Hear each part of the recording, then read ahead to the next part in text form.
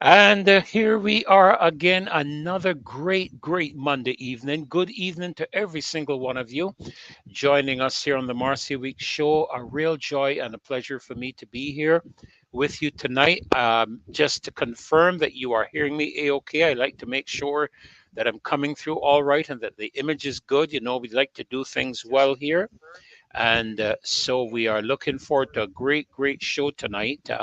So we want to welcome all of you joining us here, the loyal opposition. We have 60 persons up so far. We want you to share. Come on, just share. And also remember to give the thumbs up so that we can be on a high level of access on YouTube, I understand. So welcome to all of you, Sandra Dixon. A pleasure to have you, regardless of your thoughts. Still good to have you, my dear. That's one of the wonderful things about democracy. Patrick Designs, wonderful good evening to you. And Judy Jilts, pleasure to have you with us again. Taroni Hall, oh my goodness, Taroni, it's really great to have you. And it's me, oh Lord, standing in the need of prayer. Good evening, it's me. And Vernon Garns, good evening to you as well. Erwin Nurse and FX Trading BB, there you are. Loyal Opposition Sons and Daughters. CG, good evening to you. Marcia, keeping me on my toes with the national anthem. Don't let me get away with it tonight, Marcia. All loyal opposition sons and daughters, good evening. Nat Grant, good evening. The government of the people. I like that. Good night. The government of the Barbadian people. We will keep going forward. Lovely. Sylvia Rock, good evening to you as well. And Anika Hope, Grand Rising as well. Pauline Maynard, good evening. A pleasure to have you with us again. Esther Blue, Serlene Clark, and Michael Marcia Miller. They love three pineapple 246. Good night to you. I tell you, some of these names are really wonderful. Born again at 48. Blessed night to you.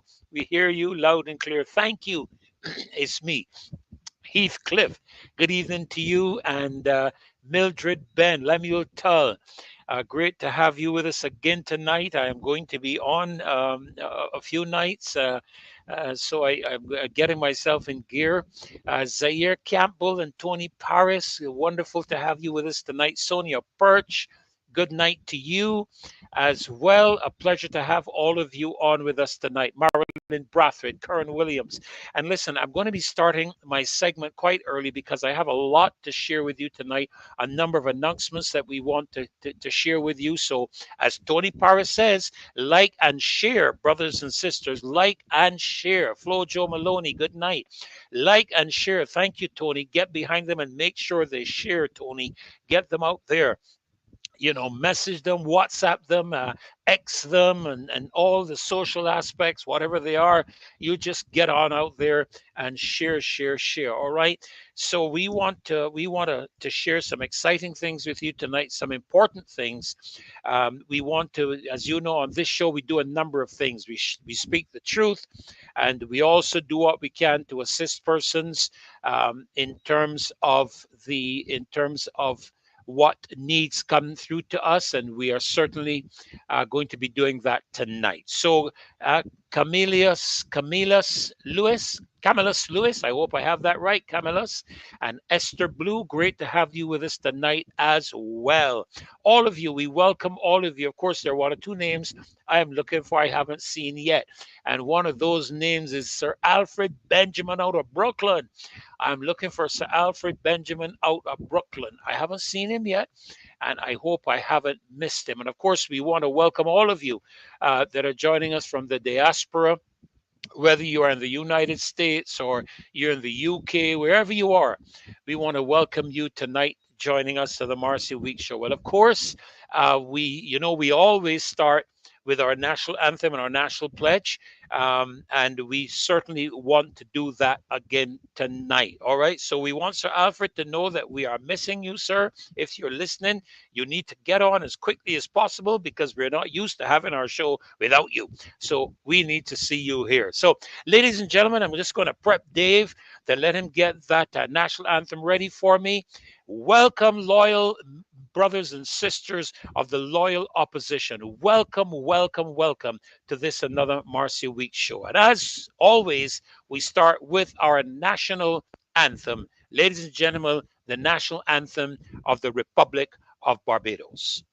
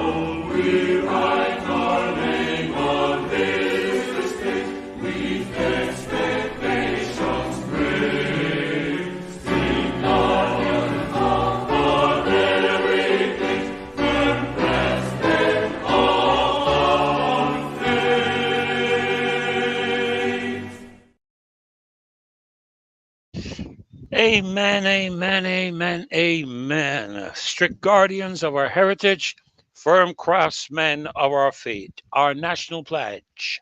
I pledge allegiance to my country, Barbados, and to my flag, to uphold and defend their honor, and by my living, to do credit to my nation wherever I go.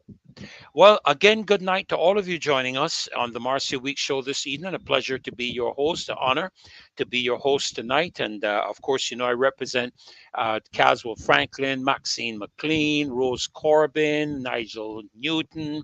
Oh, my goodness. So many of us that come on to this show to be able to bring you the truth and to be able to reveal certain things that you may not be aware of. But as we begin this evening, I want to start right away with a appeal that has come to us from a young lady. Of course, you know we keep our um, those who we help, we keep their names private because they do deserve some level of dignity. But we do have a desperate request tonight, and I just want to read a little bit of what she has sent to us, and it really has had a tremendous impact even on my life as I read it. You know, sometimes we don't realize how blessed we are. And she says, my life changed in 2016 when my son was born. He had bleeding on the brain and underwent brain surgery at 4 days old. He's on a special diet and there's special water he uses. Caring for him is expensive, and right now I am not working. Truthfully, I would love to work for myself because I can bake and make natural drinks. Can you please reach out and assist him in any way? Of it's apparently a special water that he uses is called Alka 10. I don't know how many of you have heard of it. It's called Alka 10. And the company that makes it, or the company where it is available from, is a company called, let me get it, Alka 10 Inc., and it's located in Lasers Industrial Park. And I trust your writing. Alka 10 Inc., Alka, ALKA 10, TEN Inc., and it's located in Lasers Industrial Park. And their number is 624 2868. 624 2868. Now, we are making an appeal to you, loyal daughters and sons of the loyal opposition, to help with this young lady. We want to be able to help to provide for her um, in terms of this special water she needs. The water is $35 for the 5-gallon refill, and she says she does everything for him with the water. It's a special water he has to use in order to protect his brain. And it costs $35 for 5 gallons. 5 gallons lasts her for approximately 4 to 5 days. So if you are willing and if you're able to assist us with purchasing some of this water for this young lady, please give us a call at 236-7000, 236-7000. Now, if you prefer, purchase the water. I believe it comes in 5-gallon containers. I'm not sure exactly how that works, but I'm sure when you contact the company Alcatel, and they're located again in Laser Industrial Park. Again, the number 624-2868. All right, 624-2868. There it is on the screen, and you can make a note of it. If you prefer to purchase the water, you can do that, and you can drop it off at the Unity office on 6th Avenue in Belleville. That is Caswell's office. You can drop it off there at his office, and we will ensure that she gets it. Oh, Layers. Okay, thank you. Layers. That's my error. It's Layers Industrial Park, not Lasers. Layers Industrial Park. I don't know what my eyes are playing tricks on me tonight. Layers Industrial Park. I do apologize. Layers Industrial Park. Okay. Layers Industrial Park. You can see the number, I hope, there on the screen, 624-2868. And if you prefer to do that, you can purchase the water there at the company, drop it off at Unity House on 6th Avenue. Yes, Liz Business Park. Yes, Liz Business Park.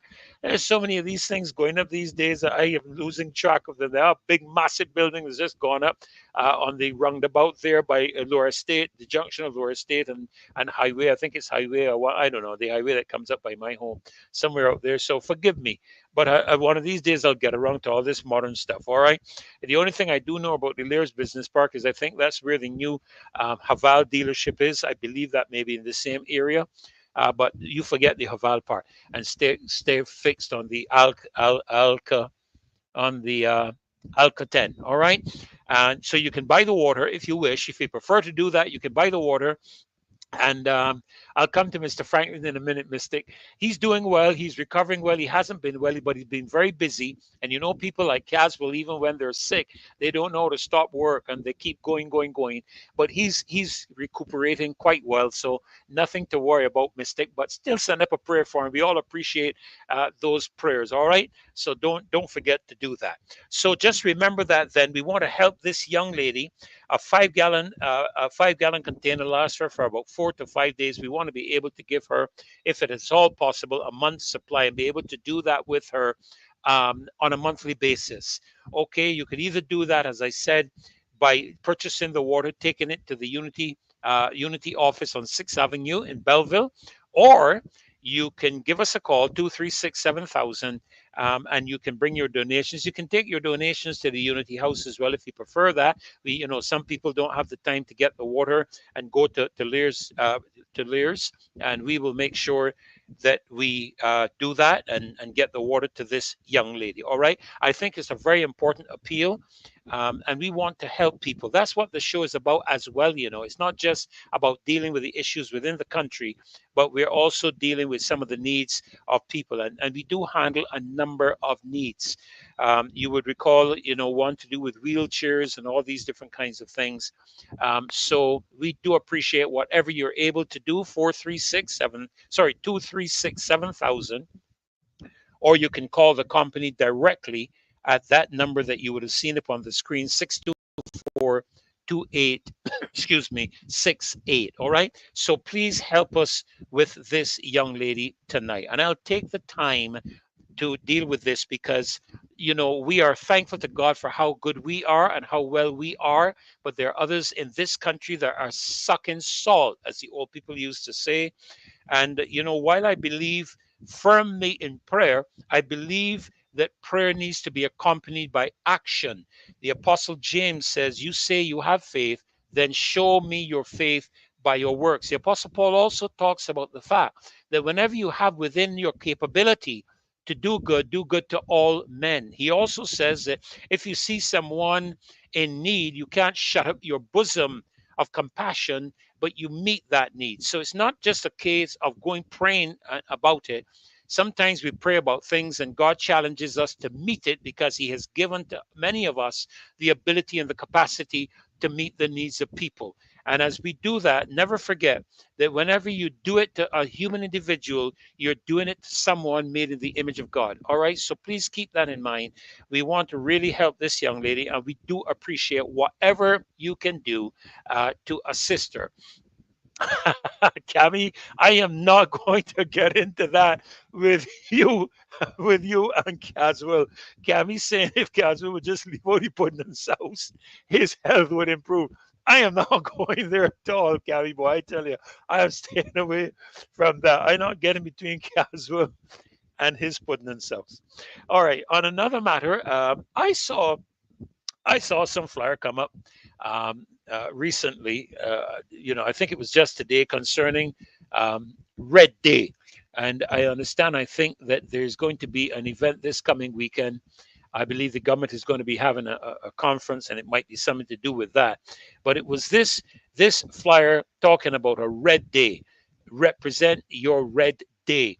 Shirts, pants, dresses, skirts, and so on. Wear your Red Day. But I don't see really Red Day for what. I don't see anything. All I see is get reminder, wear your Red Day Thursday. Well, look, I don't have any problem with political parties representing themselves and putting out flyers and whatnot. But I'm going to ask Dave to put out what I would consider an even more important flyer, and that is the flyer that we are putting out there Thursday the 17th as well, all day. Represent your Black Day. We mourn for freedom of speech, high food prices, high gas prices, school violence, increase in gun violence, national insurance, the Queen Elizabeth Hospital, Hope Project, absentee PM, and the brown tinted water in St. Lucie and St. Peter. Folks, these are issues that people are dealing with. And it's very difficult for us to just be enjoying life knowing that fellow Barbadians are going through these hells. My understanding is that the price of oil has been on the decline for the past several months, but we see no fuel adjustment in Barbados, no gas adjustment in Barbados. Now, I am not the expert, but things have to change. Things cannot continue like this. And as a matter of fact, speaking of the matter of freedom of speech, we are extending an invitation to you tomorrow morning to join us for a press conference with regards to the cybercrime bill at Unity House, Unity. I hope I have it right. Unity offices on 6th Avenue. We're having a press conference there in the morning, 10 o'clock, and we'd like to invite as many of you as possible to join us there. There's always strength in numbers. And so, Unity Workers Union, that is where it's going to be, the Unity Workers Union facility, their office on 6th Avenue. Let me make sure you get that. Unity Workers Union, 6th Avenue, Belleville. 10 o'clock tomorrow. Please try to arrive at least by a quarter to 10 that you can be seated if or earlier, if at all possible. But we're going to ask you to join us for a very, very important press conference with regards to the cybercrime bill tomorrow morning at 10 o'clock. Okay, so feel free to join us if you don't have any commitments, you're not at work. Please join us, and remember on Thursday to wear your black. That's why I have on black tonight. Mine is not totally black, but it's black because I do empathize with all that these people are going through. I empathize with the issues of freedom of speech, high food prices. I've been into the supermarkets, and I can tell you, boy, you can carry out lighter bags with more money than you could ever think. High gas prices. We have the matter of school violence. As a matter of fact, in that I touch on school violence, I read recently in the Barbados today, I believe it was dated the 4th of October, that education stakeholders are agreeing that persons' parents must be held to account to some degree. And I appreciate them qualifying to some degree. And they're talking about an almost 80-year-old law that is to be revised to hold parents more accountable for their children's behavior amid increased youth crime. And that was what the outgoing chief probation officer revealed to the Barbados today. So they're looking at revising that 80-year-old law that was in place from 1946. And they claim that they have a consultant here and now working on that new provisions, and they referred to a similar legislation that was enacted in Antigua and Barbuda, but not to the extent, and certainly in Barbados we're not going to tolerate this foolishness. The Antigua and Barbuda legislation does hold parents accountable and responsible for their children's misconduct. They even include curfews for minors, penalties of fines and imprisonment for parents of children who loiter or engage in other offenses. Now, I have a problem with that. I don't know why these Caribbean governments are threatening their citizens with imprisonment. I understand the fines. But this thing of imprisonment is getting out of hand. And it is time the people of this region stand up and say enough is enough. This is insanity. And I can understand the aspect of penalties or fines or whatever you want to do, but the Antigua, what they call the Child Justice Amendment Act in St. John, imposes strict regulations on minors in public spaces and holds parents accountable for failing to properly supervise their children. And this part that I'm about to say, I have no problem with. It penalizes nightclubs, bars, and event organizers who allow minors to remain on their premises between 10 p.m. and 6 a.m. But the part I have a problem with is this one that's now following up. Parents found guilty of allowing their children to loiter or violate curfew regulations face fines of up to 5,000 EC. We would have to see if that is acceptable in terms of the reference to the particular violation, and up to 6 months in prison. That is insanity. That is madness. When you take a child now and put his parents in prison, who is going to be then looking after that child? You got to think things through, man. And you know, I'm growing increasingly weary because now we got this cybercrime bill here in Barbados threatening the average citizen with 10 years in jail. 10 years in jail for putting stuff out there on social media and on the internet that hurts a person's feeling or offends. We have a case in Guyana now where a keyboard player was arrested and charged, put in jail and charged. He had to pay a bond to get out, charged for playing music that offended a neighbor. This is insanity, man. Come on. And we get into this foolishness in Barbados. This is madness. And we have to tell our West Indian governments enough is enough. We are not standing for this. And I can tell you, here in Barbados, it's time that you, the people of this country, those of you in this loyal opposition, impact the people that you can and get them to come out and join us when we are marching, because it is time we march and let people know that we're not going to tolerate this matter.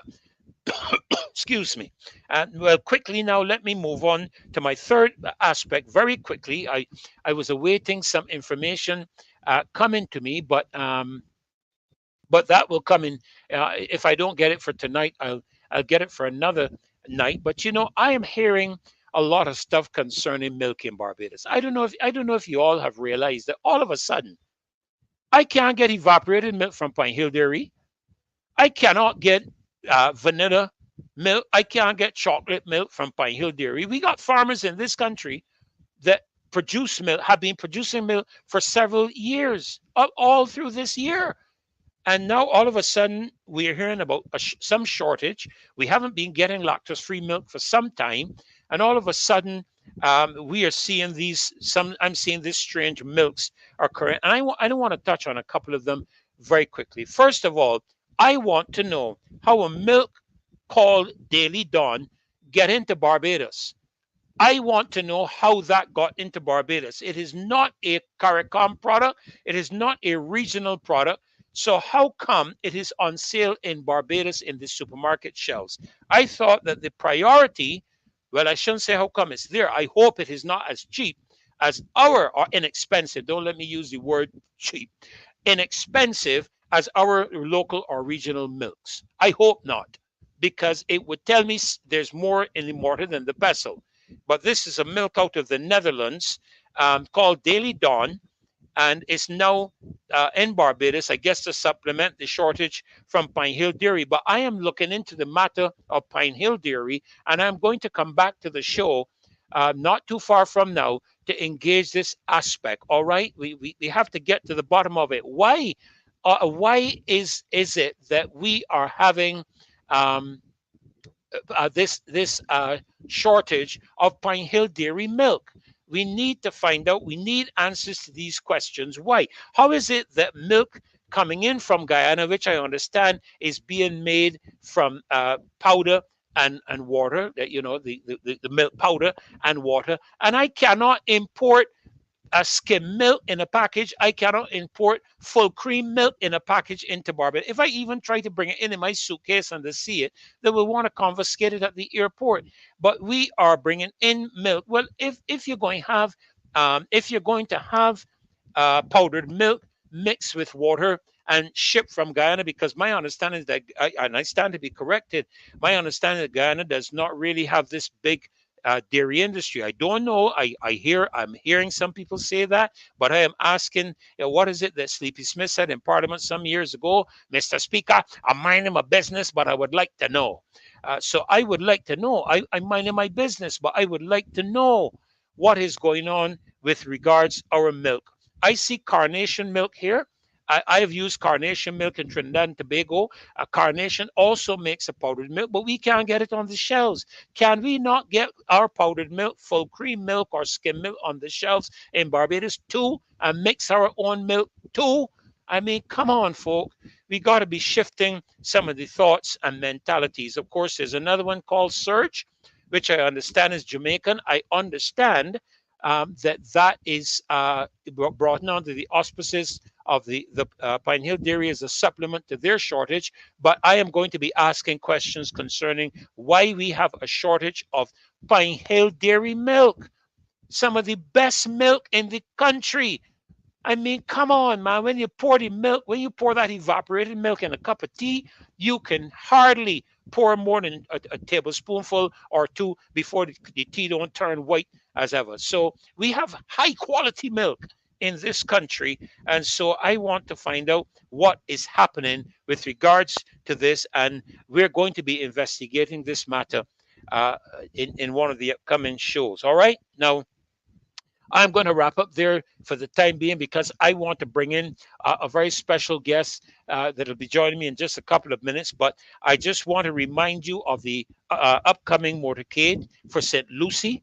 That motorcade for St. Lucie to do with the water for the citizens of Barbados living in St. Lucie. I don't know if Dale, you can put up that flyer quickly. I believe that is going to be on October the 27th. I stand to be corrected with that. If you could just push it up. Yeah, October the 27th, 2 o'clock, Sunday evening, October the 27th. Clean Water is a basic right motorcade in St. Philip. If you could just push it up a little bit for me, Dave, that we can see the starting point. I believe the starting point will be somewhere around St. Lucie's Church, St. Lucie's Parish Church.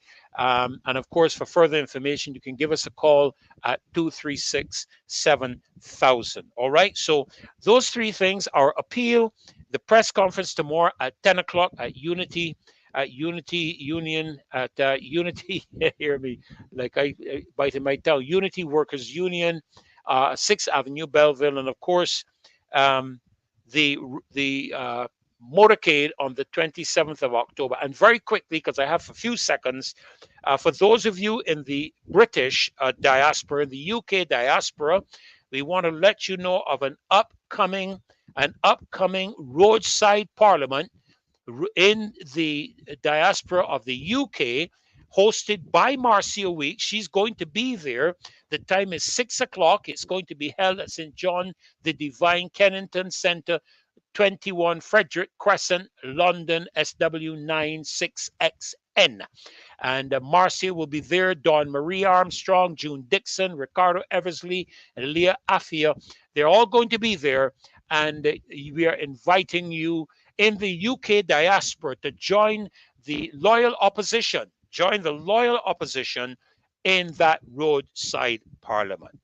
Well, that was a whole mouthful for the first 30 minutes of the program, but I am excited about tonight. I'm always excited when I bring in my very special guest for this evening, Mr. Nigel Newton, because sitting at Nigel's feet, um, sitting at Nigel's feet, and yes, thank you.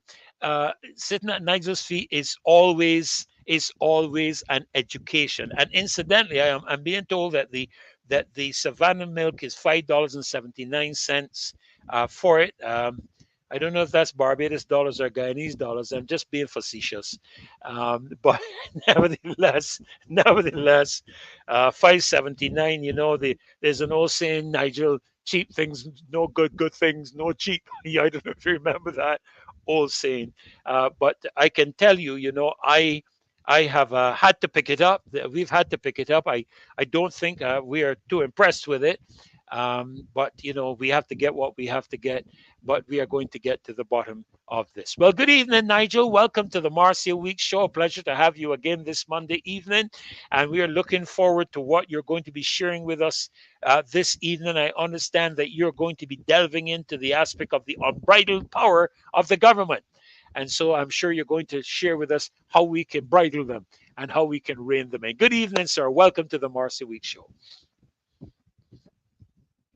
You are muted. You have to unmute your mic and we'll be happy to hear you.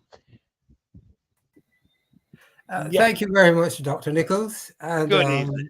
You have me cracking up with laughter, at your excitement and your enthusiasm. Well, good night to all the members of the People's Opposition. It is always good to be in your company and to share with you and to enjoy what you are sharing with me on this magnificent show. Now, tonight, I am going to continue in the vein of what we started last week as I reflected on Baby Branch and Caleb. You remember we had a show with that? I am extending that or expanding on that in the sense that I am bearing in mind the oppression and the consequences of the actions of this government and on present and future generations of Barbadians. And so I will wish to speak to the loyal opposition now on what I call limiting or removing the unbridled power of the government. Now, you heard me mention Caleb and the solemn march. Now, let me make the connection for you more clearly. You remember I spoke about the fact that the negative forces in Barbados, the region, and their international co-conspirators are felicitated and enabled by an insensitive government. And Barbados is now, as I said before, a beehive or a septic trough, attracting scavengers lining up for the next bellyful. No consideration is given to the citizens' fears, psychic and emotional pain or agony. And I did indicate to you that our efforts to humanize the victims of gun violence and the brutal murder of young black men in the prime of life and the piercing reality of Caleb's concerns over us offers us a unique opportunity to pause and reflect on the values the values inculcating the value of inculcating a structured moral consciousness in young black males. Uh, the presence of the children in the solemn walk, their questions and concerns must never, never, ever be forgotten. And we, as I said, we must pay critical attention to their concerns, invite and engage them in the struggle for truth, justice, ethical, moral, and intellectual leadership as we seek to rescue our nation from the decadence now destroying our future. And so, part two of that um, presentation is removing the unbridled power of the government. Now, citizens of Barbados, the results of the 2018 and 2022 general elections dictate that we, the people, take decisive action to limit the unbridled power of the government. We are also obligated to rigidly control the duties, responsibilities, and conduct of parliamentarians who are elected to administer the affairs of state on our behalf. Now, the incontrovertible historical evidence validates my conviction that Barbados has never been, is not now, and will never be a democracy unless and until we, the citizens, um, invoke our right to take control of our destiny and reclaim our sovereignty, right of self mastery, and the governance of our personal and national affairs. Well, Nigel, when you make that statement, there may be some people who think that what you might be doing is inciting violence, inciting a coup or something of that sort when we talk about the citizens invoking our rights. Let me ask you this question, and sorry to interrupt you, but let me ask you this question. Um, how in your opinion, what is the best way, or one of the ways that you could suggest that we go about invoking our rights? Because under the constitution, once we've elected a government, we don't have any say for the next 5 years. There is, except of course there is a no confidence motion moved in parliament. I think that is, apart from an election, that may be the only way to remove a prime minister, for that matter. No, let me say remove a government, remove a prime minister. What would you say to that? Dr. Nichols, I am not inciting anyone into violence. Very I'm good. I'm not glad to hear you inciting say that. violence in anyone. Good, good, good I to am hear that. simply saying Hmm. that we, the citizens of Barbados, Hmm. we vested power and authority in a government, Right. and that government is morally and ethically obligated to act in our behalf and to be accountable to us and to govern this country with with responsibility and respect for us, because ultimately we, the citizens, are the authority. Power is vested in us. But because of the social contract, and you would remember, I think it was John Locke, he spoke of the social contract between the governed and the the governors Governance, yeah, and the and the governor government. and the governed. But if the governors violate morality, violate everything, and begin to act in the not in the interest of the citizens, I personally believe that we should have some constitutional provision giving us the authority to recall the government. A government, especially now that we are into the throes of drafting a Republican constitution. That, Nigel, is one of the things that I've put out there. I've felt that there has got to be an alternative um, method that the people of Barbados can utilize in order to recall a government, and it needs to be put into the constitution. Now, I had suggested acquiring a certain number of signatures, but there are those persons who thought that would be a cumbersome exercise. I'm not sure how we would go about that. But of course, the other aspect that could put pressure on the government, Lemuel Tull is saying civil disobedience. By its definition alone, the word civil would suggest peaceful protests and peaceful demonstrations. But I agree with you that some provision has to be now put in our draft uh, to facilitate the citizens' displeasure and recall for government.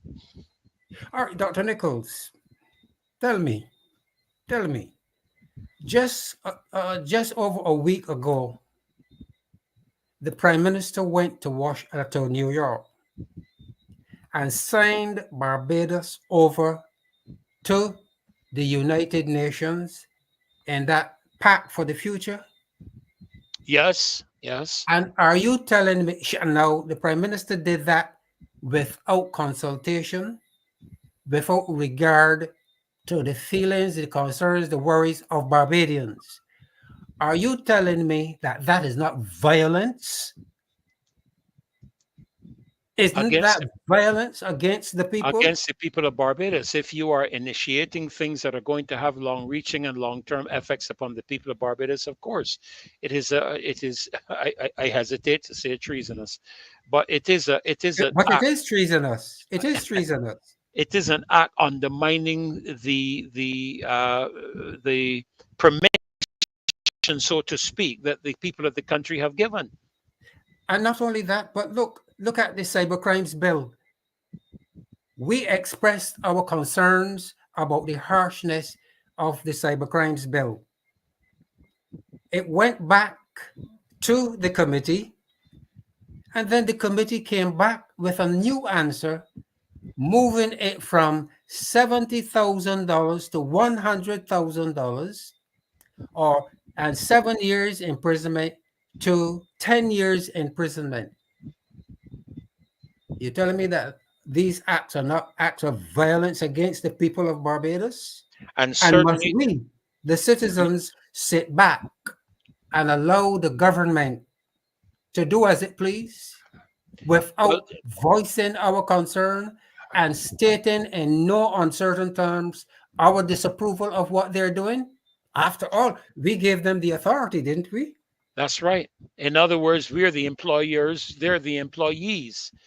And so I agree with you that we do need to do something. But when we're calling on the people of Barbados to come out and join us in civil disobedience, that is the whole aspect of peaceful protests and nonviolent resistance, where, as you know, we have marched from down by Kensington all the way to Independence Square.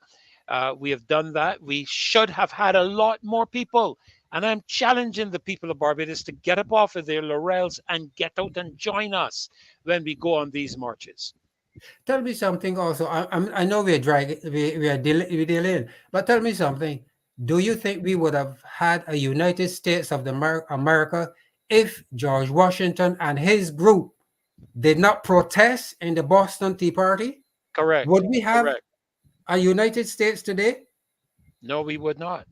Would we have a French Republic today? No, And we would not. don't forget Oliver Cromwell. Yes. So we need not fear, Dr. Nichols. We are not talking about going up there with AK-47s and submachine guns. No, I'm not talking about that.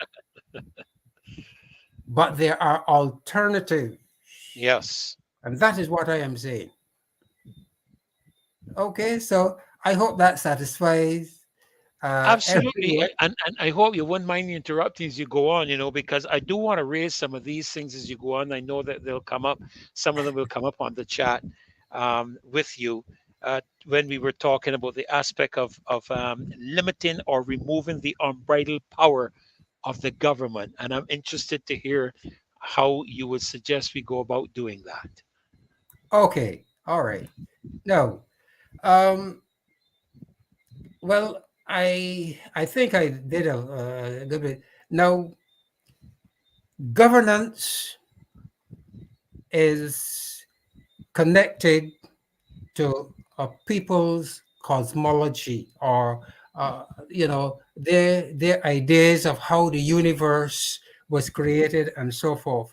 Now, Joel R.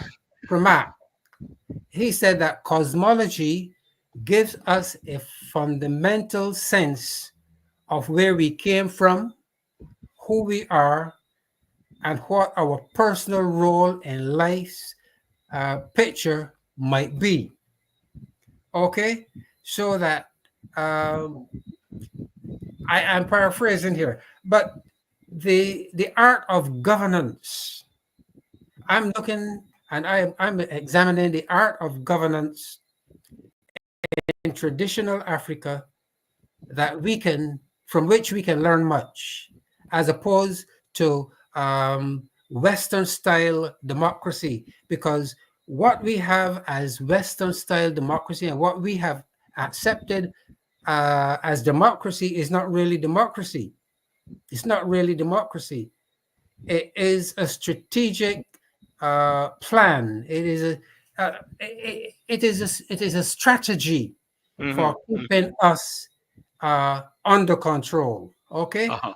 Yes. but Yes. in the traditional African system of government, and I can give you the some information on that. Now, it is all, as I said, governance and what we do is related to our concept of God, our concept of creation and the universe, and so on and so forth. Okay, so I am looking at it from the cosmology of African people who, as I said before, we were the first and only people on the face of the earth, and therefore we were the ones to institute government, governance, the arts, sciences, everything. So no one can teach us how to govern, and we must not accept that others have a right to teach us anything, because we are the creators and the developers of civilization. But I would like to bring your attention uh, and I'm not seeing it as clearly as I would like. So give me a chance. Let me get some more light here, so that, because the print is rather fine here in this Right. in this quotation. So let me produce some more light here so that I can see better. We're gonna have to deal with this in little short bites. I'm soon going to have to run from you Oh, in about two okay. minutes. But Well, okay. listen. Let me recommend. Sorry. No, I was just saying, something. When you don't feed people a full meal, you leave them wanting more. So I'm going to play that one with you tonight. Okay. Okay. All Um, right.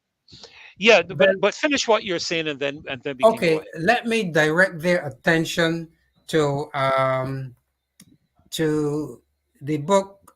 What is it again?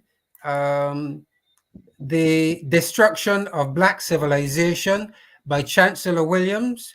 Please Uh-huh. read pages Destruction. 161 to 175 Please repeat that. Destruction of the Black Civilization by Chancellor Williams. by Chancellor Williams. Yes. Right. Okay. And on page 171, I would direct them to paragraph 8 to 10. Okay. Read paragraph 8 to 10 on page 171. And then they can go over, I wouldn't bother to read them, but they can go over to page what is it? 172 and read um, paragraph that is 14 and 15. They explain exactly what I had What you, intended saying because I know time is limited. yes. But Well, there, as you can see on the screen, is the definition of civil disobedience. And I can say confidently that I agree with you in the context of putting mechanisms in place. And I think we have the opportunity, Nigel, with the draft of the new constitution. For example, I don't believe a prime minister should be able to call an election at whim and fancy. It should be fixed every 5 years or yes, whatever. Fix it. So you can't mess around with the election cycle. You can't decide after 3 years or 2.5 years or anything like that. It's 5 years. Fix it. Second thing, make provision in the constitution for the recall not only of government, Nigel, but parliamentarians, of persons course. who are not looking out for the interests of the constituents and who do not discuss with the constituency. Government has no excuse.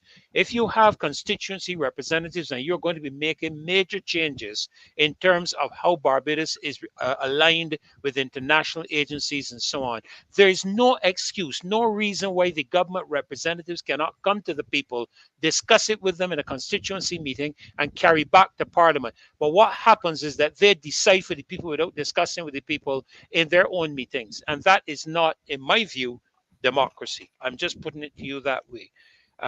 So there should be a way that we can do that, and I guess we could spend some time looking at those different ways. You But see, Nigel, go ahead, Ed.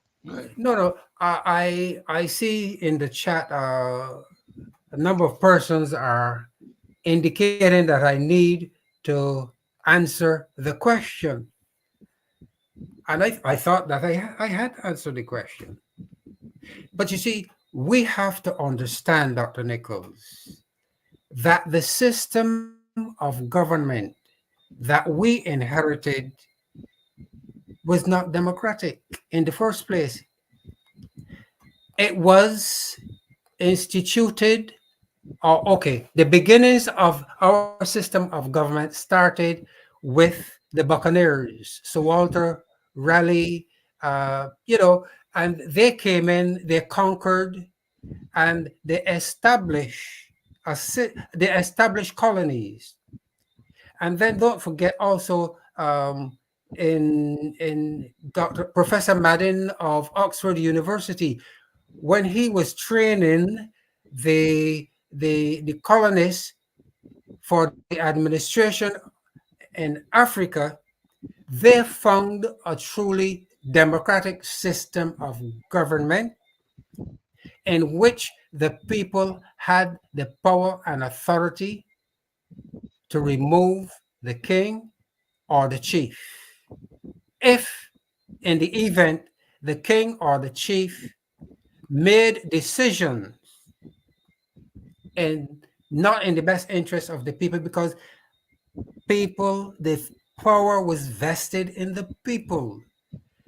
When the British went in, they realized that, and Professor Madden referred to the system of democracy in Africa as the African primitive form of democracy because they had the authority and the power to remove the king, the chief from office if they were going against the wishes of the people. That was replaced by, according to Professor Madden, that was replaced by the British system of Of indirect governance. rule. Right, right, right. But there's And we have inherited the British system of indirect indirect rule rule. rather than democracy. Right. I follow you. There's nibs on the on is saying there when politicians collectively present a manifesto, which they call a social contract, and they do not adhere to the mandate, that should trigger a recall. And I guess these are things that we can look at in the days ahead in terms of how we review the draft constitution for republic. But Nigel, Yes. I tell you, when I was doing my radio programs, I used to make this statement: the clock on the wall never stops. Yes. It just keeps going, keeps going, keeps going. We just can't stop it. And I wish we had more time, but I must say that I always look forward to you continuing to share what you're sharing. So I hope you make a note as to where you are tonight, because we will continue this discussion. We will continue this dialogue, because I think it is important for us to know where we have come from, what we have experienced, so that we can chart a brand new course going forward. Because I don't think America reflects the English operation. I think America reflects a republic, and I think there are one or two others in Europe that reflect a republic and do not reflect an English colonial type of governance. Just let me give a brief wrap up here at this juncture. We are now a republic.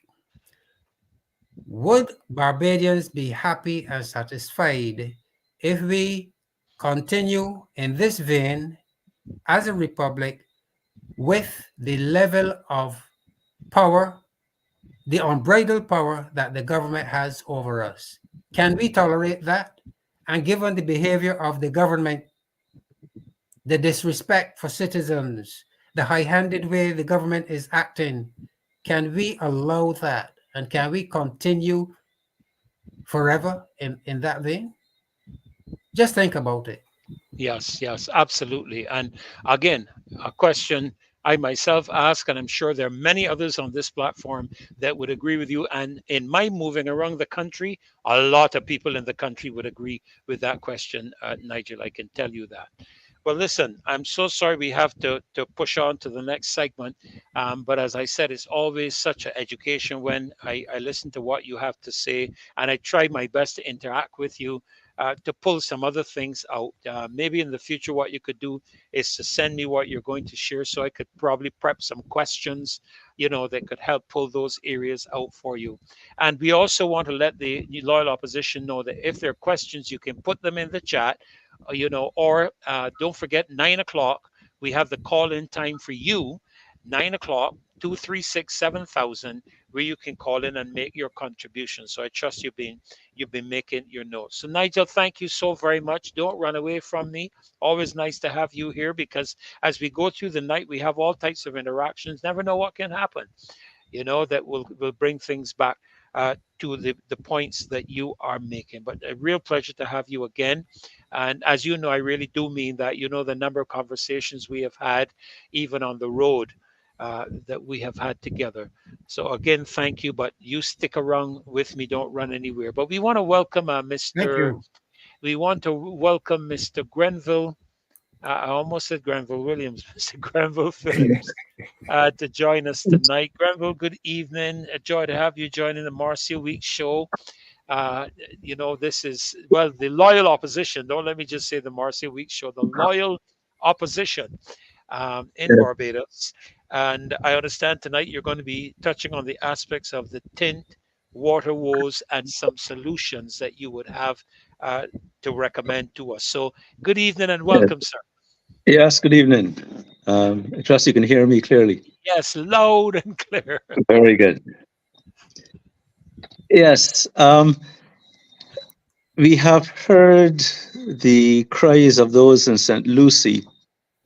I believe everyone has heard those cries. And they are our fellow citizens in the north, our brothers and sisters. And if we can offer some solutions to them, then we should not keep silent, and we should do so. Um, we have, I understand John Knox was on uh, not too long Yes, ago. Yes, I don't, not today, but please. yes. I should say, with regard to John Knox, he is an exceptionally brilliant engineer. I would say he is the Elon Musk of Barbados. It's just that And I we don't recognize brilliance when we have it. We don't treasure it. Is very unfortunate. But I must honor him. He's an exceptionally yes, brilliant engineer.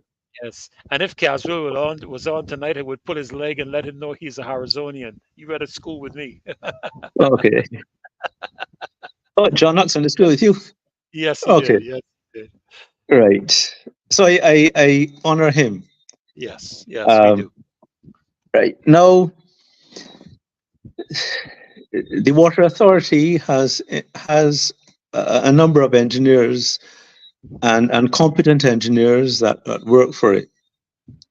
Um, they, I believe, know what the problems are and possible solutions to those problems. And I have no doubt that they are trying to implement the solutions that they can come up with. They are continuing to research why the thing is happening. So I have no doubt about that, and I don't question their competence. Um, what, and again, they will have a lot more information than that I have with regard to what the actual problem is, because you can't really come up with a solution unless you have clearly defined the problem. But I want to just talk about something related, and that is a solution to all of Barbados's water problems. We had a loan to install new mains in Barbados, not for the entire network, but for some of the network. And this money could have allowed us to purchase all new mains for the entire network. So we had an opportunity because we had the funds, and we could either spend it on a small portion of the network, or we can spend it on the entire network. The problem with installing water mains is the trenching. The trenching is relatively expensive. You have to excavate a trench. You have to prepare the bottom, put some sand. You have to lay the mains. You have to cover them in some more sand. You have to install warning tape. Then you have to backfill them carefully, and they have to be deep enough. So the idea was that we purchase all the pipes for Barbados, and we run them on the surface. We already do that in some areas of Barbados. Other nations do this, so we can just run them on the surface. We would ideally like to trench and install them, but if you don't have the money for that, we want to run them on the surface so that we can address the leakage problem or the wastage problem. About maybe 40–50% of the water that we pump out is wasted, either because of leaks in the system and people illegally tapping it. But we do have a significant wastage. We are paying for all this water, but we are paying for the leaks as well. So by installing all new pipes, that leakage has been solved. There's no more leakage. And therefore, and we only trench where we have to, which is at intersections with roads, and we have to go and trench because we can't have the vehicles running over the pipes. So we have to trench at those locations. So there will be some trenching, but it won't be extensive. And therefore, we can afford then to install these pipes on the surface and therefore address the leakage problem. What this will do then is every year we will have substantial amounts of money that we were not wasting because there are no more leaks. And we could then every year trench and install the pipes underground year by year. And so we would have all new pipes with the funds that we got. And then every year we are installed them underground. Now we presented that formally to the authorities. And well, they decided that they're going to go ahead and just install relatively few pipes. We also recommended, rather than installing these pipes within the road, where every time there's a leak, you have to go and dig up the road, and especially if you newly paved the road, then you have to go and remove all that expensive asphalt and go and excavate down to try and repair the pipe. We could install the pipes on the side of the road and on both sides of the road. Because what normally happens is that we have one pipe, and then we have to then have smaller pipes laterally to go to the houses on either side of the road. And that's why you see those lateral lines, transverse lines, all across the road whenever they're installing a new pipe. We could avoid that by, instead of purchasing larger pipes to go one large pipe, we can purchase the cheaper, smaller pipes and put one on either side of the road. And therefore, there's no need to do laterals, except every maybe half a kilometer for some redundancy. And that then avoids all the costs of digging up the road and repairing it whenever there's a water leak. So that's a useful solution.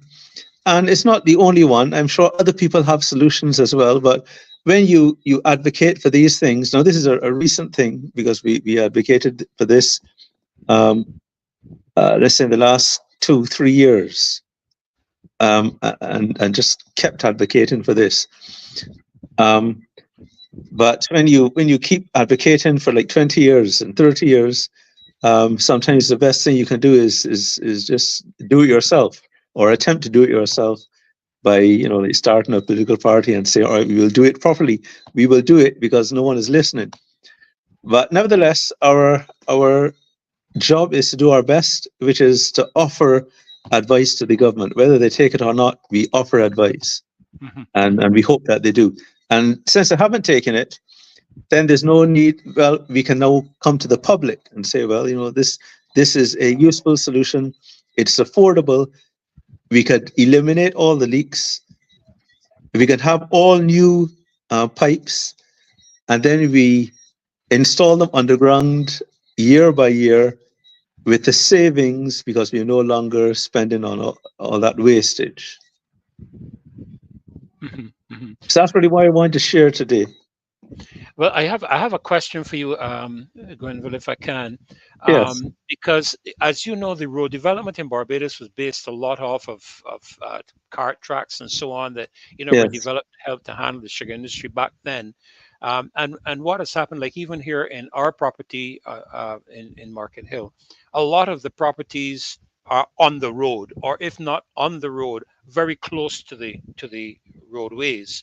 Yeah. I like the idea of the smaller pipes going in on both sides, because then you eliminate that consistent digging across the roads that inevitably is never patched properly, and inevitably, costs the taxpayers their vehicular expenses in terms of repairs because of the potholes and all that kind of stuff that develop. But then, of course, you then have to deal with the and the government should be able to handle it, because it has issued compulsory acquisition of a ton of other properties all down Bay Street, and I understand another one somewhere in St. James that hopefully we'll touch on later on tonight. That area, on the properties of locals, where they could put in those pipes of which you're speaking. How could we handle that? How would we handle that? Yes, well, there is enough space at present. But there is something called a road reserve where people should not be building their um, boundary walls. And therefore, where we have some of those, they could be demolished and set back where they were supposed to be. So that will then give you all the space that you need in that road reserve, which really is reserved partly for utilities. But you're right. Is this digging up the road that costs us so much in foreign exchange? Because, as you said, they're not patched properly, unfortunately, which means that those are usually some of the sources of some of the potholes. And once you have these deep potholes, then you have to go and spend foreign currency in tie rod ends, in CB joints, in new tires, in shocks. It's just a waste of the foreign currency. So installing the two smaller pipes on either side of the road, that's a workable thing. Why it's not being done? As I said, it's a mystery. I don't know, because it makes so much sense. Everyone wins. There are no losers. It's affordable. Mhm. So for the life of me, it just makes no sense. Well, there's not a lot that government, and I'm being very frank, there's not a lot that government does that makes sense. A lot that's happening right now just does not make any sense. But let me say this, I've always struggled with the lack of what I call maybe networking, or the lack of communication, or the lack of proper planning between the Barbados Water Authority and the Ministry of Transport and Works, so that Oh, you know where you're going to be doing your water installations or whatever. If a new development is going up, you might have to do that or whatever. And then what you find is that the Ministry of Transport and Works comes along, lays down a beautiful mill and pave road, and 2 days later, the water authority comes and digs it up, and then they patch it in a manner that takes away all the mill and paving, because you can see these large chunks of the pave coming up. I mean, it hasn't happened yet, but I remember, in the days gone by, these large chunks. You see the water bill picks the thing up and rips it out and go about its business. And I've always wondered why there couldn't be better collaboration between the two ministry entities. yes. Well, my understanding, well, I should say my certain knowledge is that there is collaboration. They do meet. I must say I'm impressed with the Deputy Prime Minister, in that she is making sure that these meetings happen. So the problem, I suppose, is old mains, when they leak, you just have to dig up the road. You can't avoid it. You can't let it leak forever. And as it continues to leak, it's weakening the soil. Mhm. Therefore, you're going to get the deterioration of the foundation of the road. Right, So, right. regardless of how often they meet, they cannot address this issue of old pipes, old mains that are leaking. And that's why I'm saying it could have been addressed when we had the funds, rather than spending them on part of the water network, the pipe network. We could have spent it on the entire network, purchase all new pipes for the entire network, and run them on the surface. But So it was a squandered opportunity there, unfortunately. right. I must tell you, when I look at the availability of technology today, Grenville, I can look through a house wall and tell where a stud is, Mm. with a technological piece of equipment. Yes, Certainly there must be technological pieces of equipment can tell you where pipes are in the road. yes, And I'm yes. just thinking, let's say, for example, you were going to do a mill and pave on My Lord's Hill. Okay, for Mm. argument's sake, is there not a capacity for the water authority to examine whether it is done digitally, or however it's done through technology, or no? where you have these old pipes, so that, okay, we know we're going to be doing a mill and pave, let's say next month, that the water authority can then come through the preceding month, remove all of those old pipes. Don't wait till we have an issue. Remove all of them, replace them with the appropriate PVC piping system, and ready the area for the mill and pave that's be coming next month. And that's what I mean by collaboration, because I find that we have too much talk and not enough action. And it's not just in government, it is almost in every facet of this country. People talk a lot.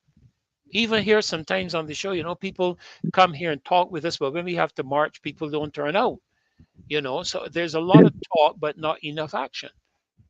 Yes, well, with that, I think the Mill and Pave program that they're doing currently is really a rapid thing. They want to do it rapidly,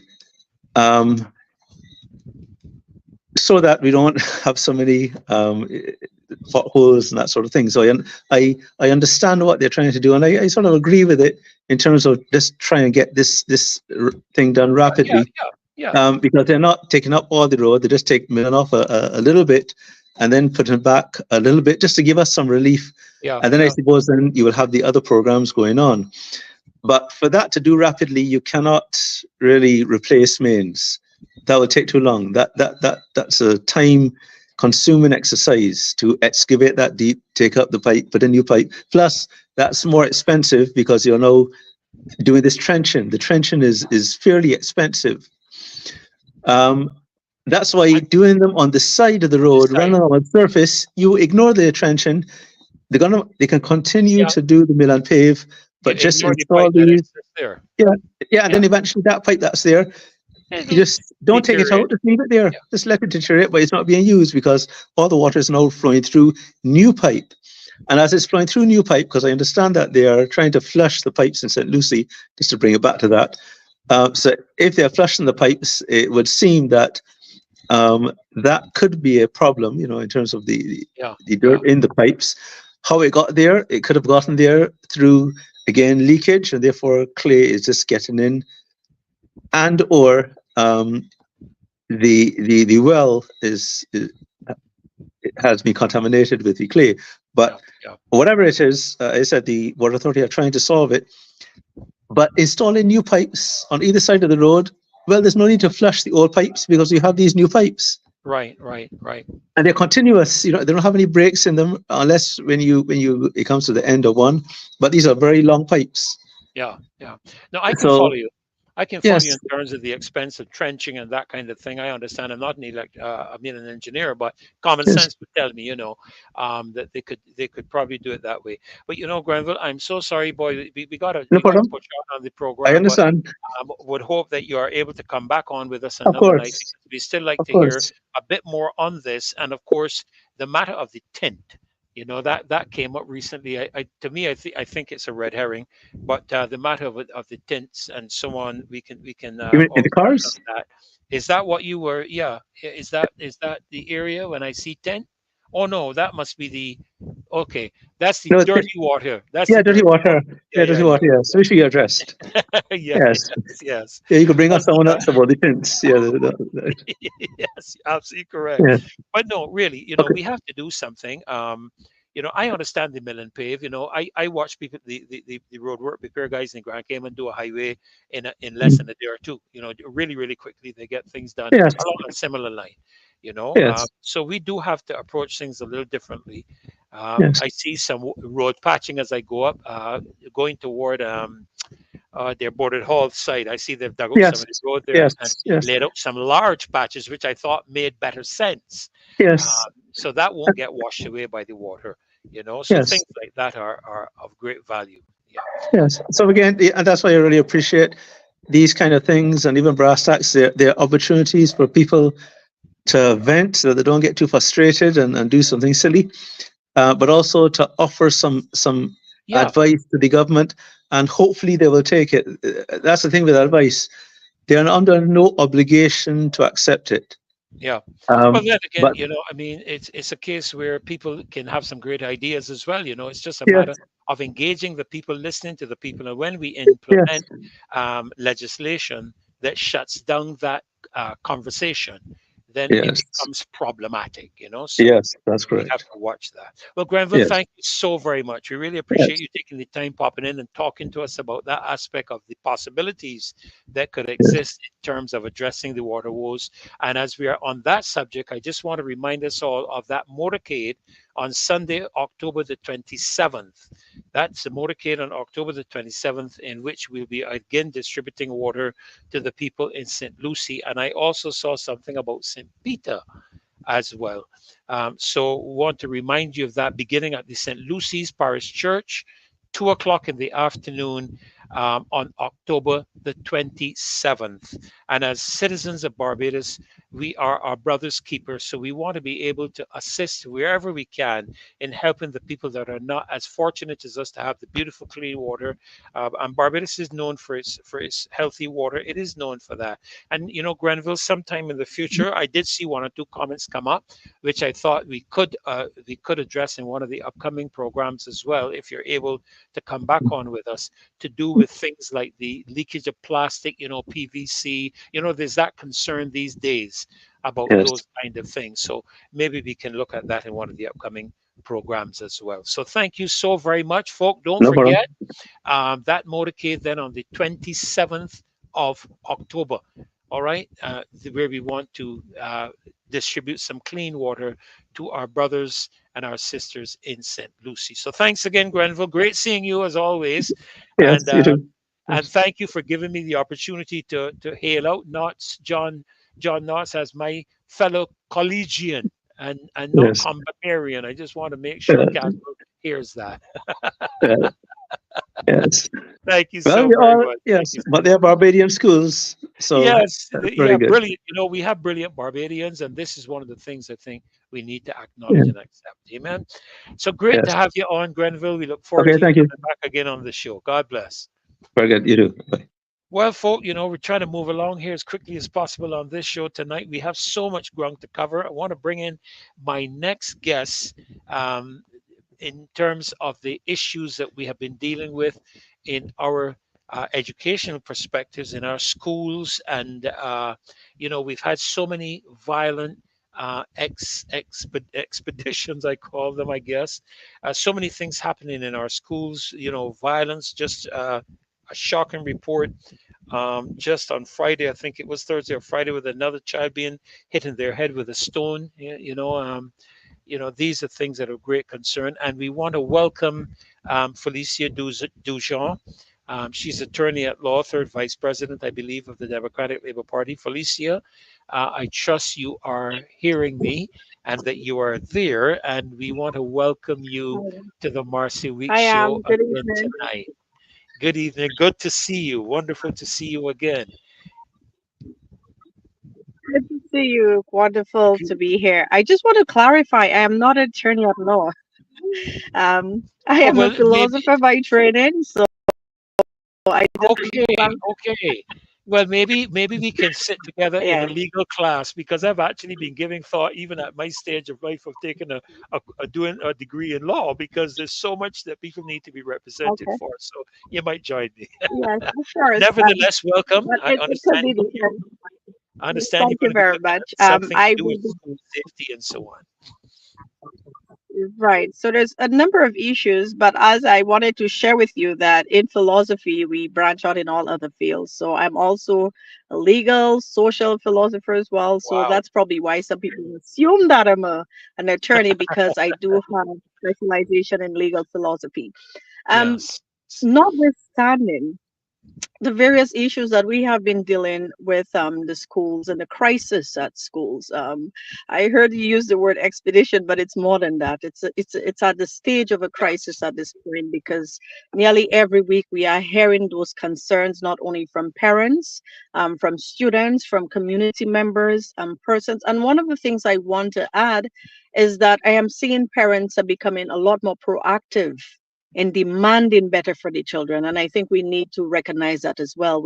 I don't think I have seen the point where parents have come out, call the programs, call myself, call the opposition office or the Democratic Labour Party to ensure that we are aware of what the concerns are. And I think it's just something that we have to recognize that parents do have an interest that their children are in safe environments. And so it is important that we recognize the roles of parent, we recognize parental rights. And I keep reinforcing the issue of parental rights, because the Ministry of Education has to recognize that parental rights is very important, because it is the parent that has to ensure that not only that you have a duty and responsibility to keep the children safe, but also parents are there to mandate that it is done.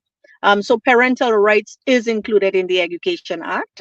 So it's very important that parents and anyone could pull up the Education Act to ensure that when we are speaking on ensuring that children are safe, that we know that it is not only the responsibility of parents to ensure that the children are safe, but it's also the mandate of the ministry to ensure that children are in an environment which is conducive. We cannot have every week where children are being placed in environment, and the sad reality of it, my brother, is that many of those instances we're seeing students are being left in those environments, and we are not taking consideration the psychological impact it may have on those students, that it may Yes. have on teachers.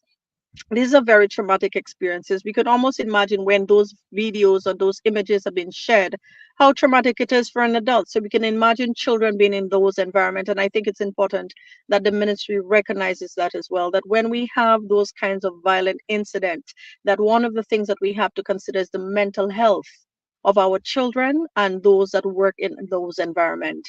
So even as a teacher myself, I still say a teacher, though I'm a lecturer, I still believe that if you're in an environment, any violent incident happen, it does have an impact on you. Yes. It may trigger you in a particular way. And for us to believe that it does not harm or does not create any kind of harm, then we actually reducing how the human experience is for those young persons within the environment. We cannot continue to normalize violence in any form. And I think that is something that we have to look very deeply at. And I think the ministry has to take that in consideration, because once we begin to normalize violence in all forms, whether it's physical or verbal, then chances are this is what our young persons will believe, that, this is what societies and this is what they deserve. This is the kind of environment that it is. And I think there's a lot more that needs to be done. And I do applaud them for thinking about having safe school policies and having safety securities at schools. I think that is important.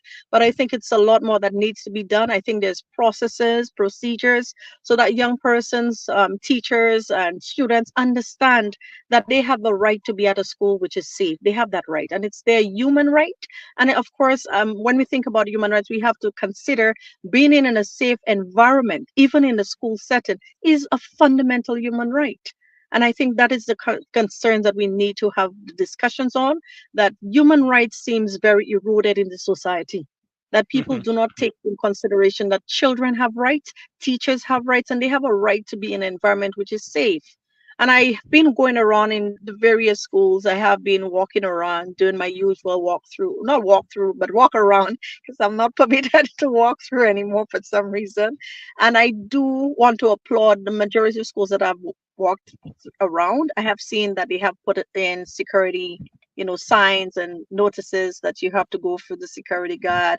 And I've noticed that some schools have put up some fencing. So a lot has been done within the last few weeks, and I really like that. Why? Because it shows that the advocacy is there, and parents and teachers are interested in the safety of the children. So I want us to continue that, because at the end of the day, if the ministry is not going to do it, we have to do it ourselves. And I think that is something that we have to think very seriously about. Well, Felicia, I was reading an article recently, and I'm certain that you have seen it in the Barbados today. It's actually dated, I think, the 4th of October, where it was treating to the probation office reintroducing or bringing up 80-year-old legislation or law that was put in place since 1946 to hold parents um, accountable for the acts of their children. Now, Antigua just completed the introduction of legislation, which I touched on at the beginning of the show tonight. And I felt very strongly that while parents have their part to play, what I am not embracing is the criminalization of a parent because of the child's conduct. Because Antigua introduced a matter of, I think it's 5,000 EC dollars and I don't know if it's and or the article says and 6 months in jail. I have a real problem with that because it seems that the governments in the Caribbean are hell bent on criminalizing its citizens, and I don't want to trivialize the seriousness of children's activities, and the responsibility of parents to guide their children and train their children. But when you lay a threat like that at the feet of a citizen, I'm almost tempted to say, you know what, to France with that, I'll just go and live somewhere else and just move my whole family out of the country and go somewhere else. It sounds to me like a knee-jerk reaction, nothing short of insanity. I understand the fines, and I understand the fines that they introduced as well to nightclubs and so on, where minors are there, beyond the curfew hours of 10 p.m. I think, and 6 a.m., something like that. But what comment would you have to make in terms of something like that?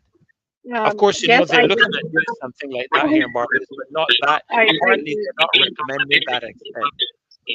Well, of course, they're going to try to find all kinds of solutions, and of course, to place the responsibility at the feet of parents. And we do understand that. I mean, all parents understand their responsibility. The majority of parents, and we have to be quite open with that, the majority of parents understand their Yeah. role and responsibility.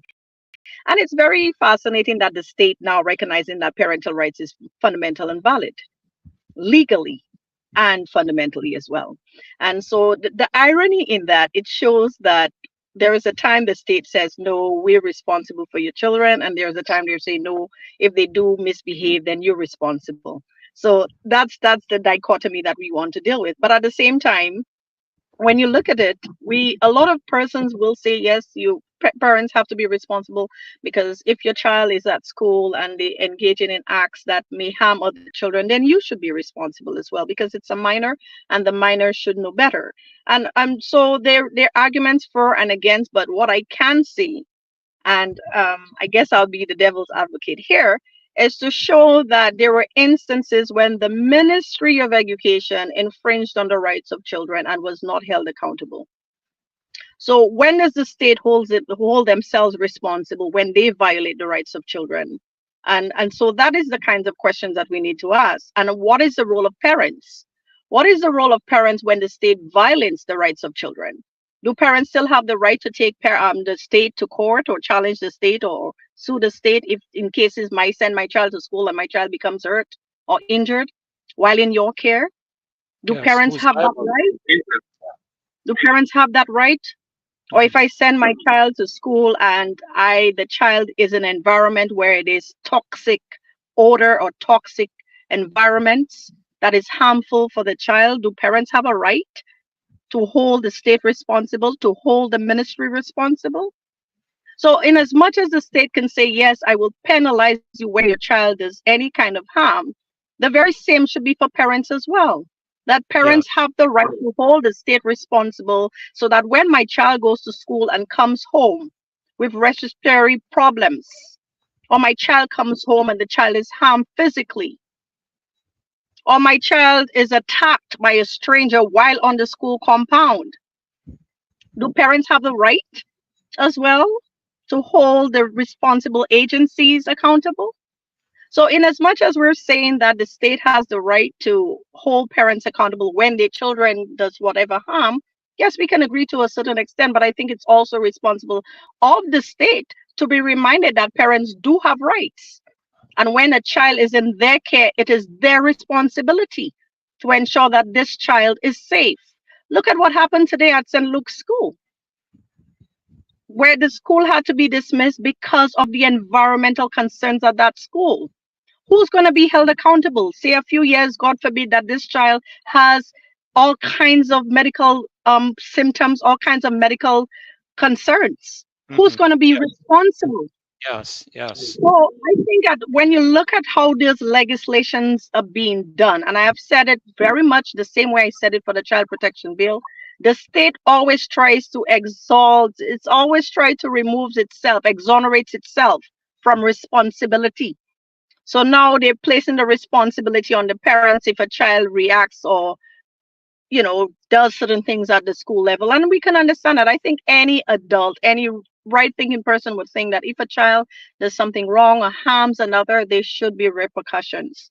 And part of the repercussions is that the child should at least get some kind of counseling and things. But they must have some kind of intervention. But to penalize or criminalize, as you said, to criminalize parents is not going to be the way out. Yes, sorry So about that. Yeah, so I I agree, because it just seems that as I observe what is going on around the Caribbean, in Guyana, you have a keyboard player being arrested and put in jail for playing a keyboard that disturbs the neighbor. He didn't like the sound or whatever it is he was playing, some total rubbish of that nature. Then you have our cybercrime bill here that is threatening people 10 years in jail if I post something on the internet that causes you anxiety or something. And then you have Antigua and Barbuda passing a bill that commits parents to 6 months in jail, and I'm sitting thinking to myself, okay, maybe I can excuse the fine, although I agree there needs to be some reciprocal component of that, where if the government is responsible, they too should be paying fines to the parents. You can't do one without the other, in my view. But then you're going to hold the parent in jail for 6 months, and I'm saying, so who's going to look after the child? Whose the responsibility is then to care for the child? I don't think the grandparents and the uncles and the aunt. The responsibility of a child is the parents primary. They're the primary caregivers of the child. And I'm thinking, well, if that's the case, can we lock up some of the ministers as well? Can we lock up the chief education officer? Can we lock up the principal? Can we lock, it's just insanity to my mind to continuously try to intimidate the citizens of the Caribbean with criminalizing them. And I take it seriously, because when a criminal record goes on, when a criminal matter goes on your record, it is on your record to stay. It is not eradicated, and I'm very, very, very concerned about that. I think it's counterintuitive by doing that, because one of the things that you want to do, parents, is to ensure that you work alongside your parents, that they must have some kind of cooperative, relationship between the ministry within the state and parents, because the responsibility of the state and the responsibility of the parents are very similar. It's about raising Yeah, children in a particular way within a correct, society. So I think what is very important is that rather than thinking about criminalizing parents, why don't we have interventions for them?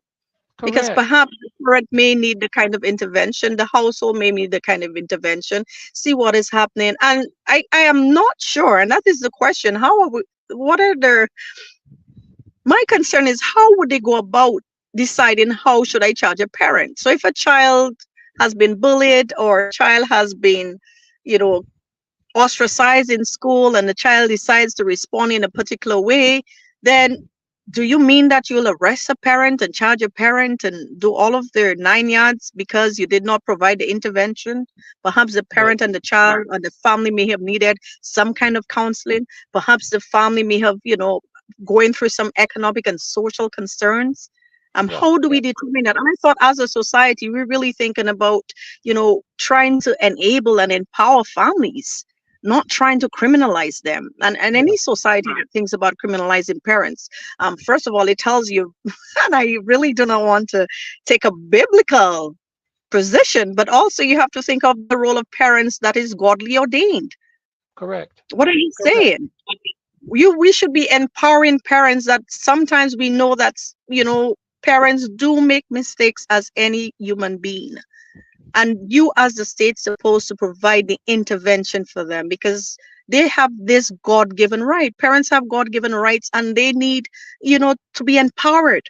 Maybe the parent needs to find a job. There are a lot of parents that have lost their jobs during Yes, COVID, yes, and yes. if the child responds or reacts in a particular way, you think the best thing to do is to arrest the parent and charge the parent? What kind of Yeah, message are we yeah, sending to our society? I think at first and foremost, what we need to look at in our society is see how best that we can keep our families together. That's the first thing that we need to do. How do we keep yes, parents together so that children can grow in a home that will not be easily, separated by the state. How can we help parents?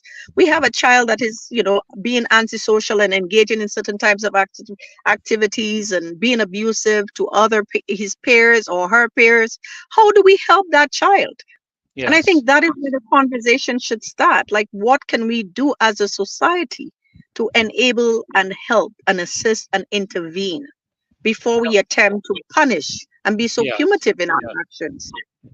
You see, that's where I think the discussion needs to be in terms of the stakeholders, people like the churches, the what you call them, the groups, community groups, and those different kinds of things. The aspects of course, when I say churches, I'm not talking here about the religiosity. I'm talking about the training of persons within the context of the church who could sit with parents who are having issues. A husband and a wife may be having an issue. It spills over on the child because the anger aspect doesn't select, your age or anything of that nature. It can just lash out, things of that nature. You're talking about people who have lost a job, but I'm also thinking about the people who at this particular point in time are struggling to keep their heads above water with high grocery bills, high electric bills, high water bills, high transportation bills, the children screaming at them that they need to have this for school and that for school and the next for school. And the next thing you hear is you got somebody in the corner pulling their hair out and just losing their mind.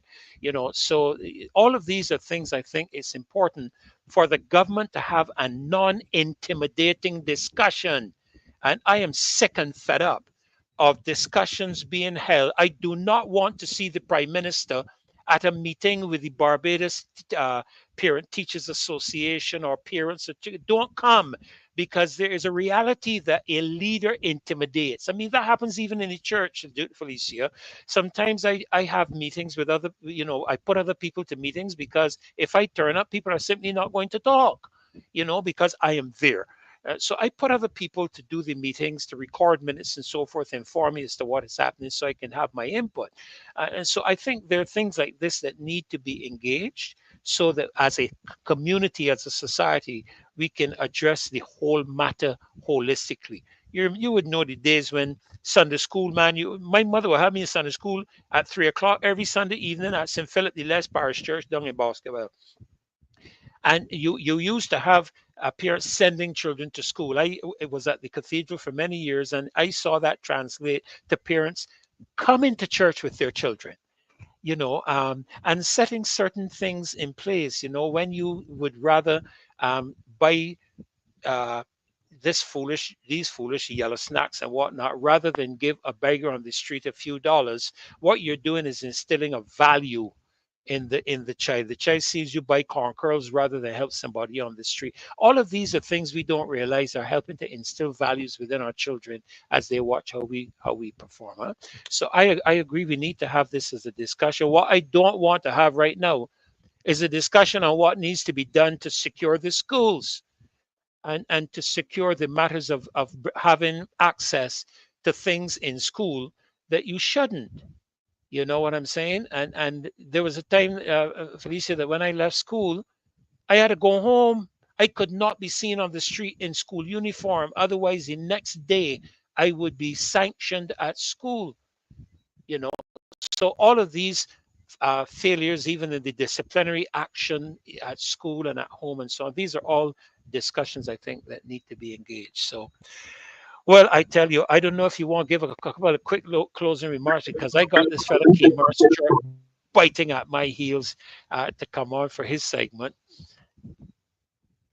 I just want to thank you for having me. This is the first time I've actually spoken with you while you're the host. But Really? I just want to really applaud parents, and I just want to tell them to keep strong. We're dealing with very difficult times, and I just want parents and especially the teachers, because the teachers are the ones in the classrooms and ensuring that our students are safe and it's an environment that is learning and conducive for them. So I just want to remind them just to keep strong. We are praying for you, and we are there to support you. And for parents as well, continue the hard work and keep an open eye as to what is happening, because right now children are talking, children are sharing information with their parents, so that parents are aware. And of course, there's always intervention. So please reach out to us, reach out to the principal if it's important that you should, so that we can get things going for the safety of our children. And I would say no to the criminalization of parents. I will continue to advocate on the rights of parents and children, and of course, our teachers. So thank you again for having me. And thank you for coming on, Felice. A real joy to have you. Look forward to sometimes in the future. All right. Great to have you. Thank you. God bless. Well, let's move quickly to Kimar. Kimar, I trust you're there, my good friend. I see you are going to be dealing with some aspects of let me make sure I get it right. Are you hearing me all right? You're dealing with universal basic income tonight? Good night, Good Pastor night to Ferdinand. you. Good to have you. Yes, thank you very much. Can you hear me well? Yes, Are you good? it's you're a little distant. You sound a little distant, not as loud as the others. How about now? That's Fine, that's better now? better. That's better. Yes, yes, Yes, yes, that's much better. that's good. Thank you very much for having me this evening. My pleasure to be here. So great to see you as always, Pastor Ferdinand. Um, Good night to Dave. Good night to Marcia, Caswell, Maxine, and everybody on the show, especially all of the members of the loyal opposition. I'm very happy to be on the Marcia Week show as usual on a Monday. Now, I want to discuss with the members tonight the announcement by the Guyanese government that they will be receiving a $200,000 cash grant. Each household will be receiving this cash grant, right? So 200,000 Guyanese dollars, right? Uh, is approximately 957 US dollars, right? So that is what every Guyanese, well, not every Guyanese citizen, let me choose my word carefully, but every household, right, in Guyana is getting. Now, I want you guys to listen carefully to understand what is happening here, because the government is saying that because of the oil revenues that they have been making, they are giving the country social assistance, right? Social assistance. So they are providing this 200,000 Guyanese dollars uh, to each household, right? Now, remember, right? Remember that this money is not, I can repeat it again, this $200,000 is not for every citizen. Right? It's not for every citizen, but it is for every household in Guyana, right? So it's probably like a cash grant per family. So the president of Guyana, Irfan Ali, announced this one-off cash grant to every household across Guyana, citing unprecedented economic growth fueled by the country's expanding oil sector. And the proposal, he claimed, is bold, offering immediate relief to families during a moment of rapid economic change. Yet, while the policy provides short-term financial benefit to the citizens of Guyana, one critic raised the question about the long-term economic security and sustainability of Guyana, especially in the context of a universal basic income, right? A universal basic income. And for the viewers, who those who may know what universal basic income is basically when the government decides to give every citizen a minimum amount of cash assistance, right? A minimum amount of cash assistance per month or so. So it's much similar to welfare, right? It's much similar to welfare. Now, We've seen in Barbados, as was announced by Kurt Humphrey, that the welfare numbers, Pastor Ferdinand, jumped from, they said, about 3,000 people to about 8,000. Right? So there was almost an additional 5,000 persons or so, I stand to be corrected on the number, and an increase in welfare numbers. And if you've ever interacted with anybody going to the welfare department, Pastor Ferdinand, you would know the challenges associated with receiving welfare and the fact that the government was intended to attach the digital ID to that of receiving welfare assistance.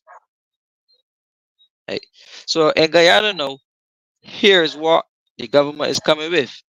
They're saying that the citizens, in order to receive this cash grant, you have to have an ID, like a registered ID.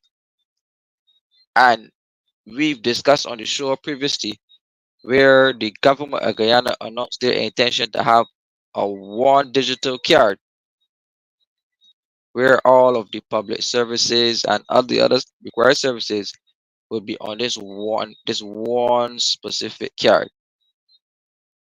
Right. So here you have it, Pastor Ferdinand, the government again rolling out this cash grant and attaching it to receiving the ID and this social assistance. Right. Now, here's where we need to be concerned, right? In these social programs where the government gives out cash. Right? Now, the World Economic Forum, Pastor Ferdinand, has described universal basic income as the answer to inequalities, right, exposed by the pandemic and otherwise, and that critics would also, sorry, I got a little distracted, but critics would also criticize it and say that to be able to give every citizen in Barbados a stipend every month of silly approximately uh, $2,000, $1,500 every month, where are you going to get the money from to sustain it? Right? No, that part has not been accounted for. Now, this investment by the Guyanese government is saying 60 billion Guyanese dollars going into paying these cash grants, Pastor Ferdinand. Right? No, I'm not opposed to the citizens getting social assistance, right? But when you attach schemes like receiving the digital ID and otherwise, Pastor Ferdinand, to these schemes, then really and truly it is a trap. Right? So let me just stay here for political purposes that this universal basic income idea was trumpeted by the government of Barbados as a potential policy. As you can see here, that Avinash Prasad saying that Barbados planned to introduce universal basic income. Right now, we know in America and some other countries that welfare assistance and these type of assistance usually comes with restrictions. Right? So the question should be posed to the public: would you give up your security? Would you give up your freedoms? Or would you give up your leisures in exchange for social assistance from the government or a check from the government? Right? So you don't necessarily have to look to work. You don't necessarily have to do those things. You can receive government assistance. Right, Pastor Ferdinand? If you are willing to take the digital ID, right, if you're willing to live in the government housing, if you're willing to live within the system, and if you don't take the ID and the required thing, then you'll be boxed out of these type of systems. So somebody called it basically a socialist or socialist type move, right? Call it socialism. Now, Mhm, mhm. here's my thing. In societies where unemployment is so rife, right? The incentive to work is being diminished every day by labor issues, high cost of living, decreasing job security, right? Increasing interference by government into the public service, uh, adequate minimum wages, un- underemployment, right? Aging populations, inability to innovate and move more modern. These are factors which diminish a person's potential to seek work. Pastor Ferdinand. Ah, there you go. There you go. So the more and more people that you have unemployed, Hmm. right, who are desperate and crying out, they're going to jump at these handouts and these different cash incentives by the government, right? They're going to jump at it. So because times may be hard and a lot of people are suffering, they're going to take whatever assistance. And much like how most social goods usually come with an exchange for, as they say, Pastor Ferdinand, it comes with exchange for your personal information, your data. eh. So that idea of freeness, Pastor Ferdinand, right? The idea of freeness, right? Not negating the fact that people do need assistance, but the dangling of that carrot at the people, Pastor Ferdinand, is one of the ways that got people to walk in and take the job, right? Remember, they were offering people vouchers, money, um,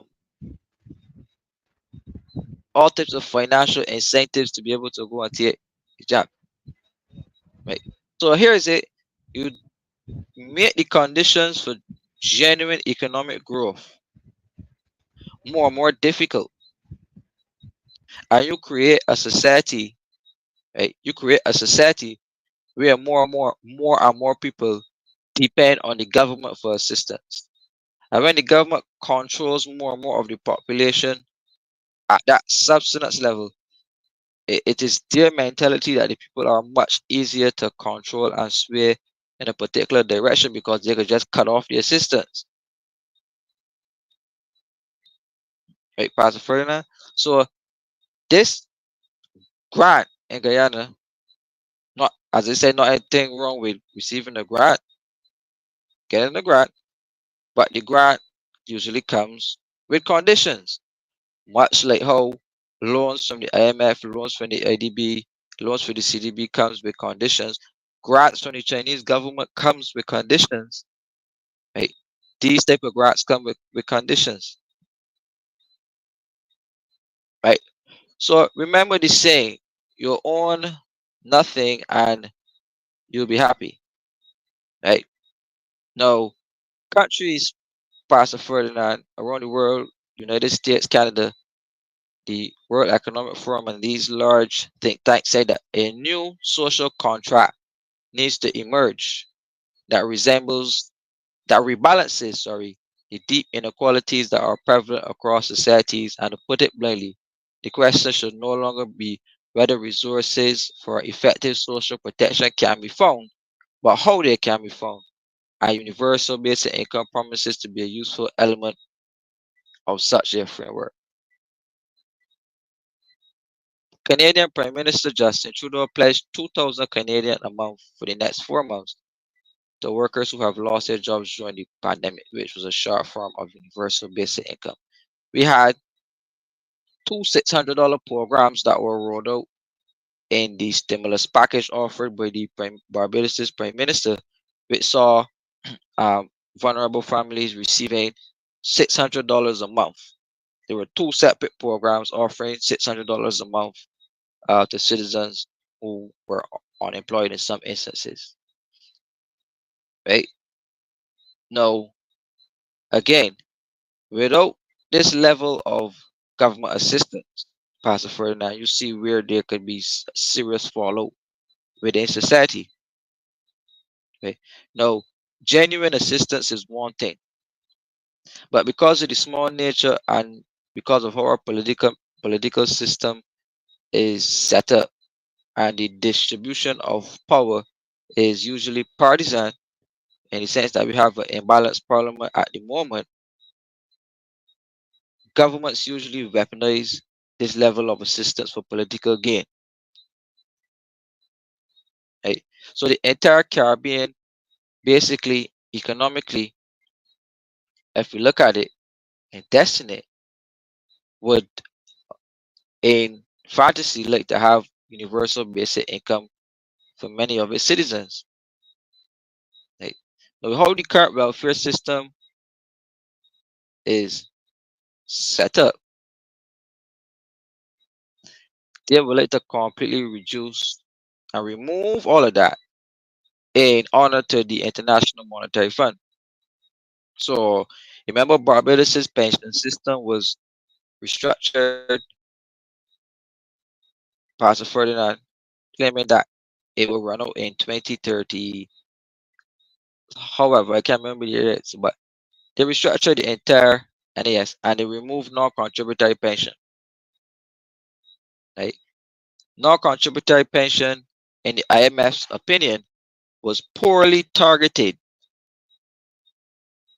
at poverty alleviation, yielding very little to no benefit. So here you have it, a population, a segment of the population who may not have necessarily contributed to the pension scheme, but in the old age, the government decided to provide them some level of assistance. And the IMF comes in and said that you need to cut that. So you have a part of the population not receiving any social assistance because the IMF says so, and the government follows suit. Now, if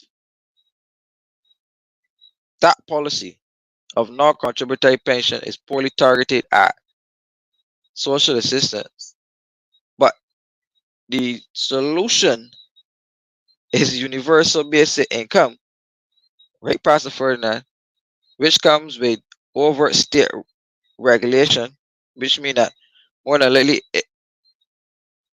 the universal basic income would target people who are merely or should target people who are merely unemployed, I would assume. Right?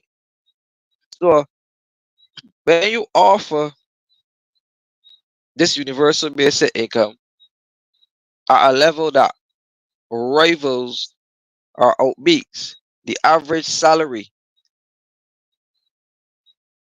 you therefore disincentivize people from wanting to work. Hey, you disincentivize people from wanting to work, and as a state, you know, guarantee profits for private entities, in that people think that they receive majority of the money in their hand. They don't. They actually tell you, because it's called centralized and controlled spending, almost communist-like type dictation, which tells you how and where to spend this money. Right? So, for example, if you have to pay, if you have to pay Pastor Ferdinand the light bill, the water bill, gas bill, you go, you pay those things, right? You swipe the card or whatever, you pay those things. Uh, the card will only be relevant in specific supermarkets, which are more than likely the supermarkets which the governments back or support or put political favor on. Right? So they will tell you, well, the universal basic income is only supported by For example, popular supermarkets. So the UBA money vouchers, you could only go and swipe up. For example, popular, because popular is is the government's friend, and some government minister probably got shares.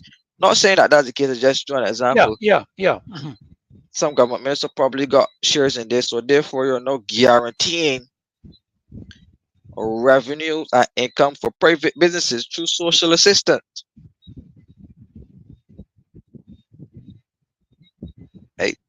So this is basically a means and a way to control people's spending habits and spending power, and target the spending on into other social goods. So again, housing, electricity, water, gasoline, and food, essential items. Right? Now, I want to show you a conundrum. When the idea of universal basic income came up, right, Avinash Prasad came out, and this was shortly after Barbados went to a republic. Avinash Prasad came out and said that they were taking up the idea of the universal basic income for Barbados. Right? It was featured in the Daily Mail. It was featured in some other parts of the world, but it brought it up, and it says Barbados official hints at plans for universal basic income 2 weeks after breaking ties with the British monarchy. I don't necessarily know how it's connected, but that's what the Daily Mail said. And it said that the universal basic income may come in the form of a citizen's dividend, and plans were announced by Avinash Prasad, special envoy to the Prime Minister. He said that the dividend could be combined with the country's reserve tax credit, and Prasad did not elaborate on how much that specific dividend uh, could be. So it says here that the Barbados official has hinted at plans for universal basic income just 2 weeks after we broke ties with the British monarchy. A universal basic income may come in the form of the citizens' dividend. I think I introduced him already, so we'll not go through. So as we scroll down here, he said that if a person's income is not above a basic level, the reverse tax credit tops up their annual income, their annual salary, sorry, with payment.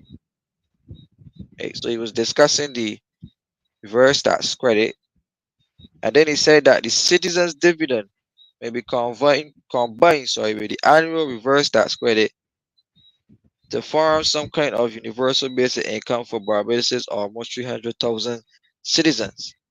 He did not elaborate on how much the dividend would be.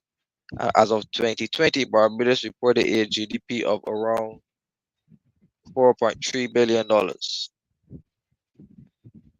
Right? Uh, it says here that the UBI is defined as a government-run program under which every citizen receives a set of money at set intervals, usually monthly.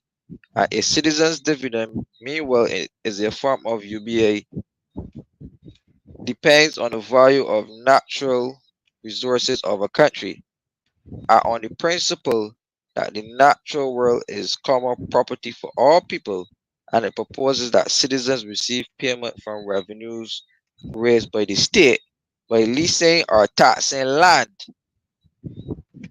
and other natural resources. Left-wing supporters of UBI say that it lowers poverty rates. For the right wingers, it is a route to less bureaucratic welfare system, replacing needs-based social programs that require more government involvement. So based off that alone, they will consider me to be a a right winger on this issue. Right? However, there have been a few large scale tests of UBA systems with studies of trials that have been carried out, such as one in Finland. Right? So Prasad said that And then in another breath, Kurt Humphrey came back at some point. Hey, they came back at some point and said that universal basic income is not feasible for Barbados. Hey, and he's the minister responsible for poverty alleviation. Hey, so in his write-up, Mr. Humphrey would have said that, or it says here that Minister of People Empowerment and Elderly Affairs Kurt Humphrey has dismissed the idea of introducing universal basic income in Barbados. Responding to a question from Senior Minister William Duguay on the feasibility of such a system in Barbados during the debate of the 2003 to 24 estimates of revenue and expenditure, he said that UBI was not a realistic concept for a small developing nation like Barbados, and UBI is a government program that provides monthly direct cash transfer to every adult citizen. And he said that if you accept that to give a universal income means that you have to give everybody an income, everybody gets a certain amount to live. It could then be, it couldn't be then that the money that they get would be money that keeps them below. You can scroll up a bit, please. Yes, keeps them below the poverty line. If the idea is to take them out of poverty, you calculate a universal basic income for everybody. You're talking about putting a small island developing state under extreme financial pressure, Humphrey said. If you then were to modify that and you offer basic income to perhaps a category of the population, you would then have to give basic income to 50,000 people, he added, referring to the estimated number of people who fall below the poverty Hmm. line in Barbados. Hmm. It goes on to say that just to meet your basic living standards, you're already talking about significant, unimaginable, and unsustainable financing. Humphrey stressed that poverty in Barbados, like in any other jurisdiction, had no single easy solution. He opined that providing assistance to citizens who need it most was the better approach. Now, poverty is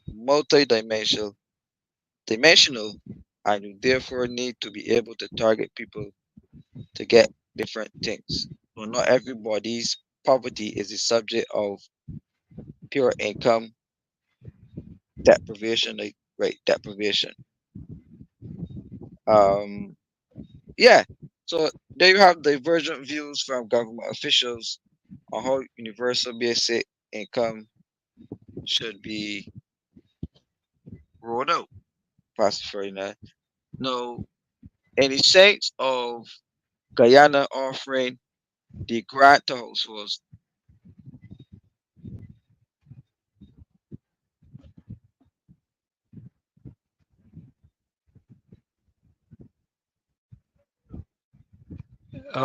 We seem to have. Oh, seem to sorry, I have dropped. lost you. Huh? Yeah, Yeah, you sorry, I dropped out. dropped off a bit. Yeah. Yeah. Okay, Right, go ahead. right. No, based off the language here, you have the divergent views from ministers. Um, but based off the power struggle, as further at the political struggle, you would understand who would have more political pull between Humphrey and Prasad.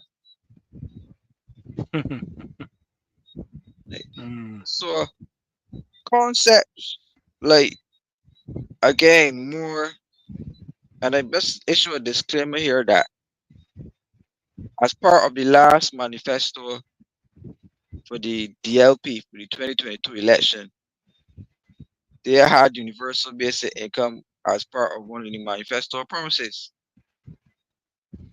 Eh, So there seemed to have been, I guess, across like cross attraction for UBA as a potential solution to the poverty problem in Barbados, and the Viejo Guyana has rolled out this program, Pastor Ferdinand. Their program takes lead from Barbados's reverse tax credit system. Like, as the money almost, the $200,000 grant almost works out to be slightly more than 1,500 in Barbados. Right? Uh, so it is much similar in the way we offer our reverse tax system, but theirs is coming in the form of the the the direct grant person, Pastor Ferdinand, attached with the social conditions, much like how Barbados had attached to the receiving of the, remember the One Family program as well, right, which was sponsored by Bill Gates and those type of persons, and you had the World Food Program here in Barbados distributing the social assistance. We had the care packages being rolled out, right? So we don't not that people are ungrateful for assistance, but there's no motivation to create structured economic plans, right? To allow people to earn income privately on their own to be able to live. Right? The state seems to be more consumed with, you know, giving up the largest and keeping people demotivated to work, which keeps them more and more dependent on the state and almost under further state control, which then allows the state to further push the agenda, Pastor Ferdinand, which started with the job, right? So social assistance, the job was attached to it. Jobs became attached to social assistance. To be able to get a job in Barbados, you have to go through a minister, right? I know in Guyana, right?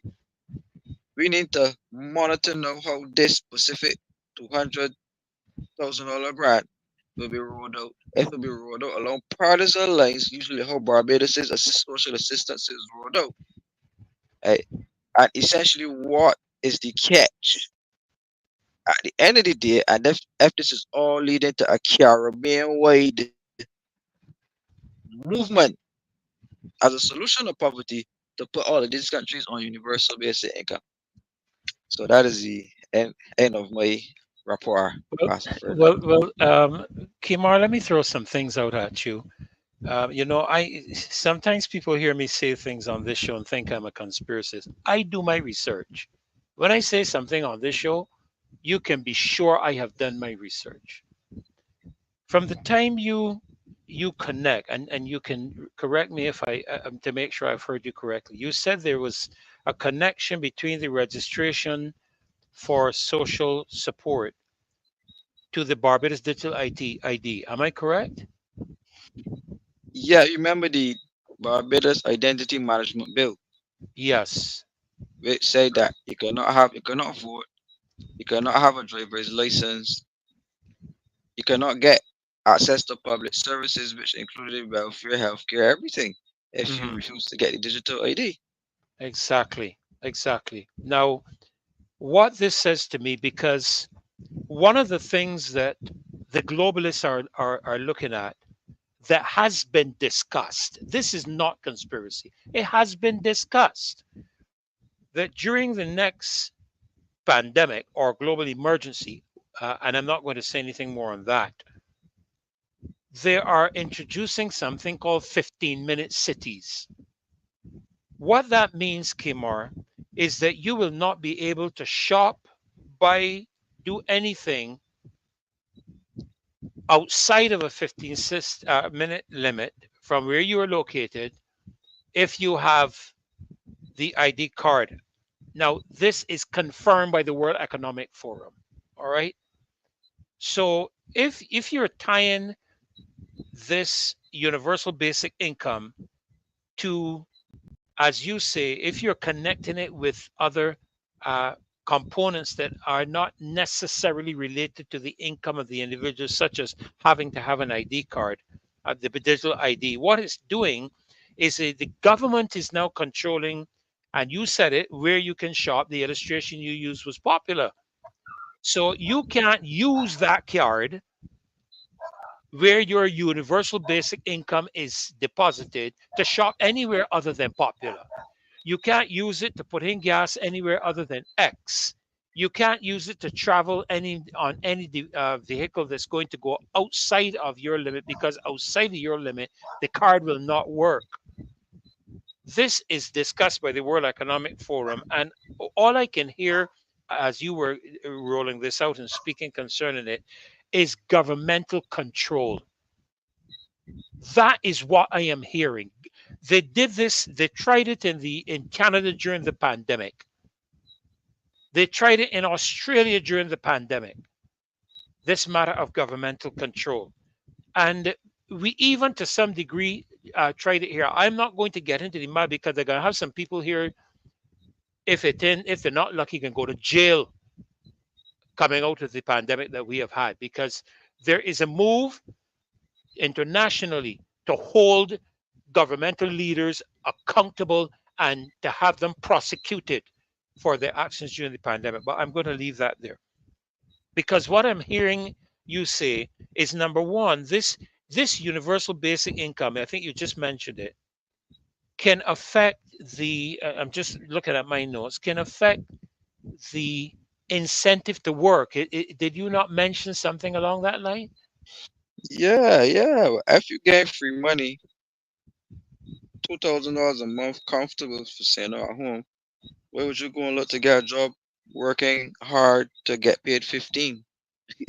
Now, let me ask you this. How would that impact a country's economy? If you Well, have let me make sure I get the word right, because you know I create these words. Decentivize. I don't know if that word exists, but the teachers on the thing will tell me. The individual from going out to work. Doesn't that well, have an impact on the economy, because the person has to be working somewhere that assists in the production of something, et cetera, et cetera. Even if it's the hotel industry, manufacturing, or wherever, wouldn't it have some kind of an impact? yes, it creates a void where massive unemployment would exist. Mhm. But to remedy that situation is the implementation of artificial intelligence and robots, and automation, where robots will not take the jobs that humans will no longer be interested in because work has become completely unattractive because of increased state-sponsored assistance and a clear dismantling of what is what is work, what is jobs, what is income, what is entrepreneurship, business ownership, as government policies would have ideally, after a couple of years, completely collapsed the business sector. Uh, Taxes on your land will see most people who are ideally unemployed see the government repossessing a lot of properties from the people who cannot afford land taxes. Hence why land taxes is one of the nooses around people's neck, because the government intends to use that lever as things become more and more harsh to be able to take people's property back into the pool to put back up for reinvestment to be sold more than likely to non-nationals. Mhm. Now, this because one of the things I've been looking at information to do with this for quite some time, and because I heard it come up during the pandemic, and you were correct in the context of, the United States introduced a kind of a UBI during the pandemic, which they call the stimulus payment. I think you'll recall that, for people whose work was impacted as a result of being restricted to move out of their homes and so forth. They give them a stimulus. I think it was called a stimulus payment or a stimulus package, something along that line. But what I'm hearing here is that not only can impact where you shop, but what you buy, so that you will not be able to go in the supermarket and choose what you feel like shopping for. The system is simply not going to um, identify the particular commodity you're purchasing, and it will refuse to allow it to pass out, to pass through your card. These are some of the dangers that I have observed from my research.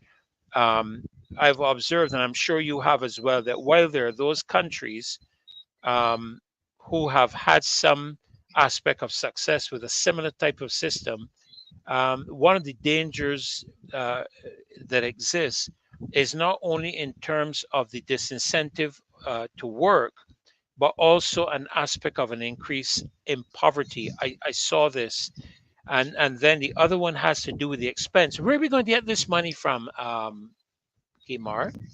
Where are we going to get the money from? If our workforce is how much? Our workforce is how large?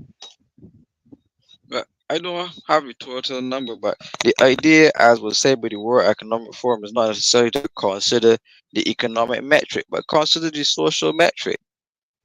Right? The fallout in poverty is going to be more disastrous than the fallout in economic numbers.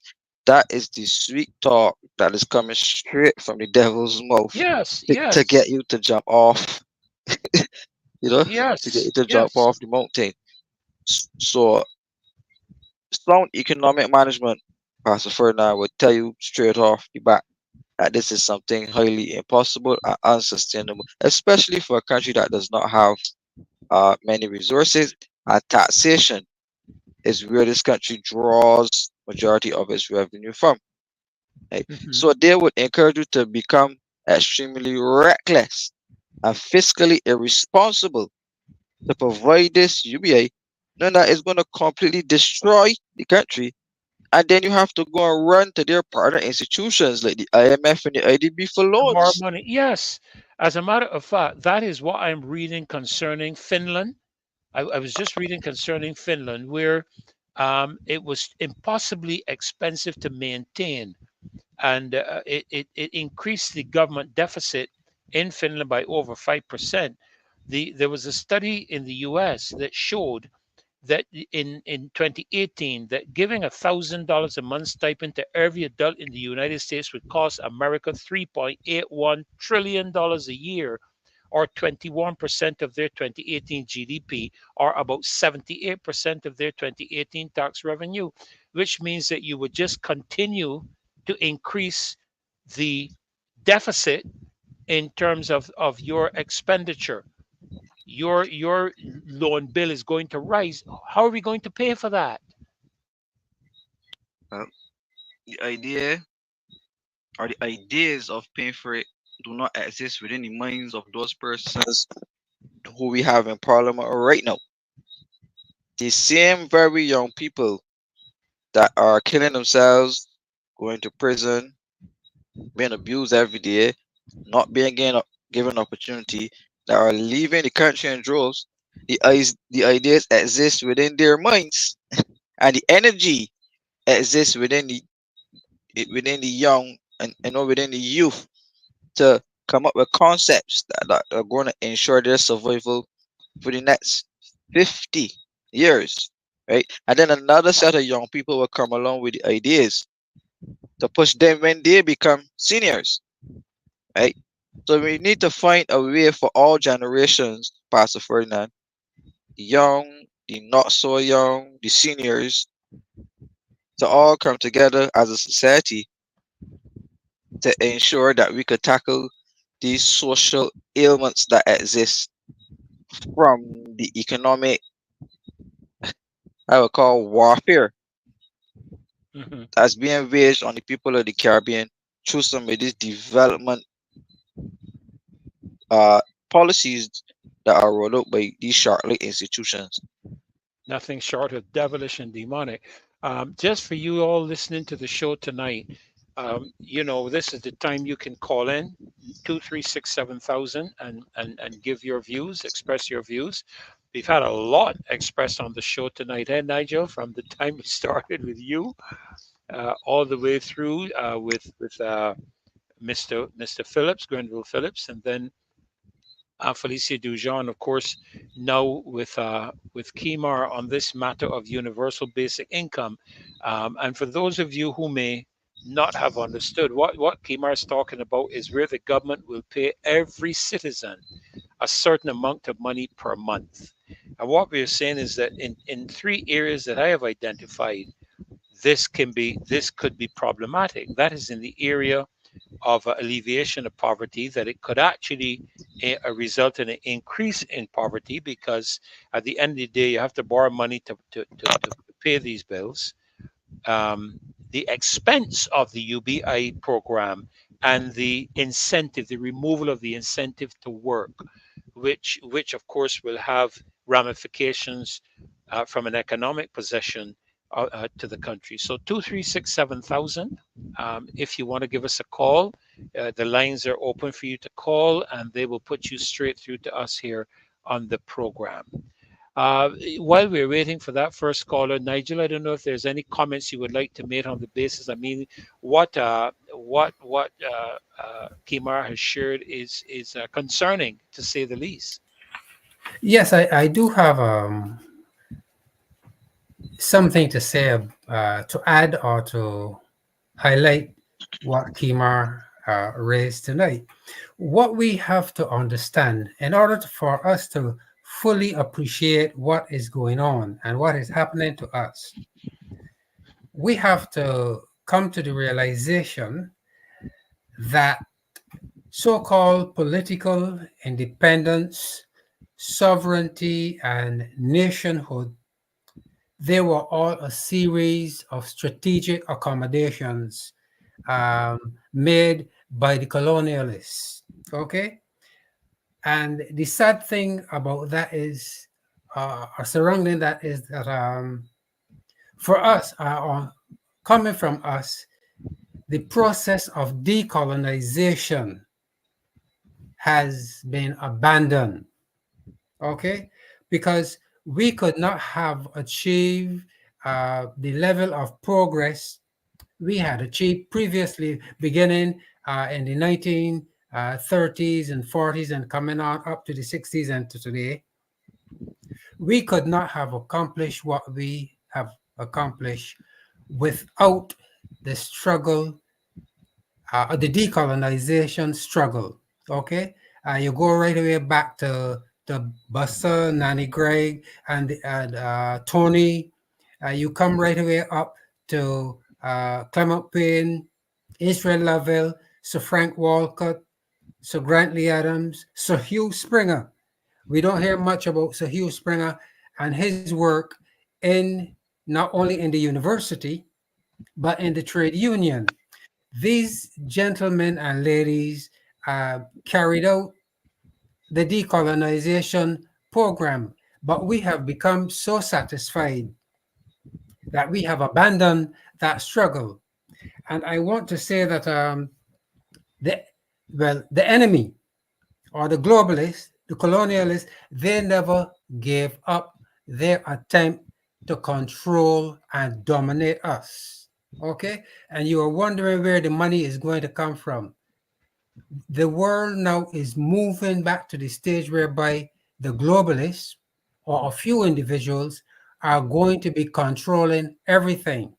And they are going to be the owners of the resources of the earth.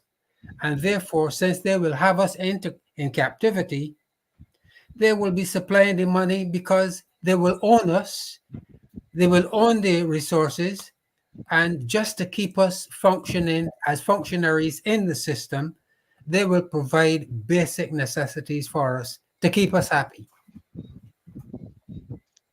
You know, Kimar, you mentioned something about, and I made a note of it and I smiled when you said it. So you will own nothing and be happy. I think you made that comment. Sorry? Yes, yes, I made that comment. You So said you would own nothing and be happy. yes, and that is a statement by the famous Klaus Yes, Schwab. Schwab, Klaus Schwab. Yeah. And on an economic level, that means you'll more than likely not own a house Uh-huh. and land, right? You probably live in government housing, subsidized social housing. Um, You live in a 15-minute city, so you wouldn't need a car. right? So there's no need to own a car. And remember, Caswell quite nicely explained the transition from regular license plates to commercial license plates and what that means or what it meant, right? So you don't need to own a car. There's no such thing as car ownership, home ownership. Um, yeah. So you basically, what happens is that the state owns everything and allows you use of that thing in exchange for your freedom, in exchange for control of your mind, control of your money, control of your banking, your accounting, control of your legal affairs, control of your political opinions. So the democracies that we enjoy, where you could be BLP and DLP and you come out and swinging flags, these type of privileges will become non-existent. Hmm. As in countries around the world, you can't dare to try to protest against the leadership. Right, right. Well, we have a call, Kimar, so just remember your last word there. We have a call. Good evening, caller. Good evening. Hello, good evening. Welcome Um, to the Marcia Week Show. welcome. Thanks for welcoming me to your program. Yes. I have a little concern here with this article that I saw in the Sunday Sun at Hmm. the back on October 13th. It was saying something about Barbados benefits as IMF lower borrowing fees. But as you read the first two paragraphs, I realized that is somewhat contradictory because it says that the International Monetary Fund, or the IMF, is reducing its controversial surcharges, and government expects Barbados to get a US 12.6 million each from the policy change. However, in the next paragraph, it says Barbados' current heavy borrowing from the IMF means that it is not one of the 8 countries which from November 1st will no longer be subject to these fees. So I don't know if I'm reading it correctly, but it sounds somewhat contradicting because there's a benefit from it, but yet still they're not one of the countries that will That fall will under benefit. the benefit. So could somebody clear that for me, please? I'm a little confused. Thank you. Kimar, thank you, caller. Thank you so much for calling. Yes. Yes. Kimar? Thank Well, from my understanding, it should mean that Barbados, because of the category country it is in, you should, or you are in the category to benefit from the reduction in the fees upfront. However, because of Barbados's borrowing habits, meaning that we are too indebted to be considered for the grant, right? So then it becomes now a secondary conversation. But at the primary level, we can benefit, but because of our level of indebtedness, the clause cannot be triggered to benefit us. You would have to have a reduction and the overall debt level below a specific threshold to then qualify as per the IMF. But Kimar and Dr. Nichols, was it really necessary for us to engage in this level of borrowing? Was it really necessary? Because I remember growing up, we built Barbados without um, such a heavy uh, debt, debt burden. You know, of course, sugar was king, and so on and so forth. The economy was working on sugar. We planted our own food, and so on and so forth. There was not this heavy import of food and so on because we produce food for ourselves, so to speak. But it is only within recent years now that I don't know, perhaps for bragging rights, various governments and various prime ministers think that they have to show off and that they have to be able to say to people and to the world, we did this, or I did this, and I did that. So it's not really all of that necessary for us to get involved in this heavy set of barn. And then what I would also want to say is that we have moved now back to the stage whereby certain entities in the world have decided that they have to control the world. Okay? And it is a policy that is not new, because I'm reminded of, I think, if you read the Aquarium Gospel of Jesus the Christ, you will come across, and I don't have it here with me now, but you'll come across where the leaders of the world at that time got together and decided how the future will go. And then also in the book of Maccabees, right? I think between chapters 1 and 2, but primarily chapter 2 in Maccabees, when the king decided that he is going to have all the people in the then known world, particularly the Jews, but I think he went to force the Jews to sacrifice pork on the altar of God. Okay? And all of these are attempts to force the people into subjugation and to be under the domination of a few individuals. And that is exactly what is happening by the World Economic Forum. And our government, our politicians, both here in Barbados and throughout the Caribbean, they seem not to have a mind of their own.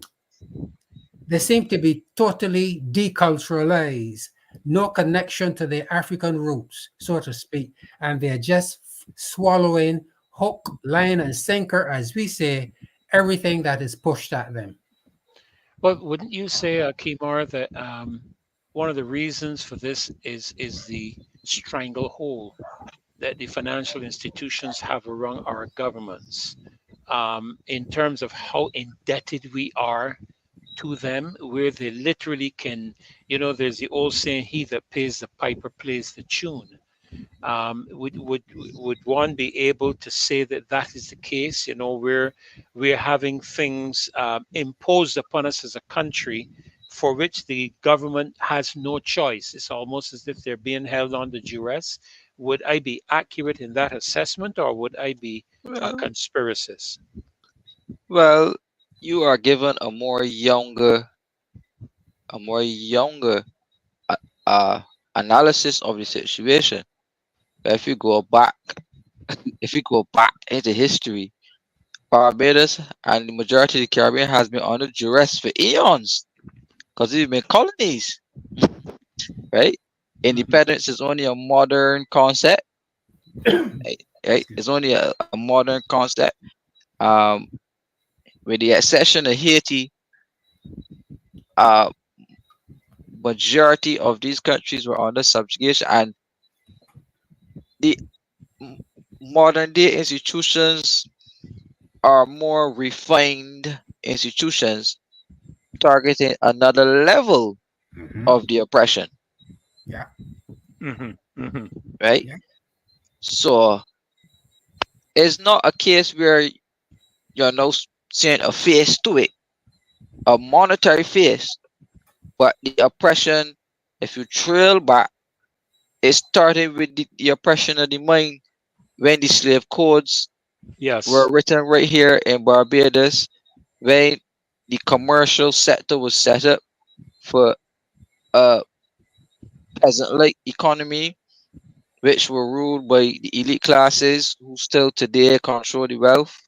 Mhm. For majority of black Barbadians to remain just that, just poor black people or some who can make it into a class, but the trick to that, to be part of the class, you have to pay to be a part of the middle class, right? So all of those structures still exist. So we're being squeezed on the domestic level, right? Being squeezed at the individual level, where we set up rulers, people to take charge of your affairs, and they essentially side with the string pullers to enact policies against us, like paying for a sewage tax when you're not connected to a sewage plant. Sewage. Hmm.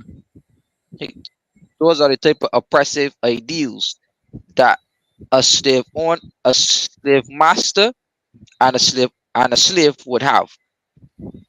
You go out there and work and bring me the money.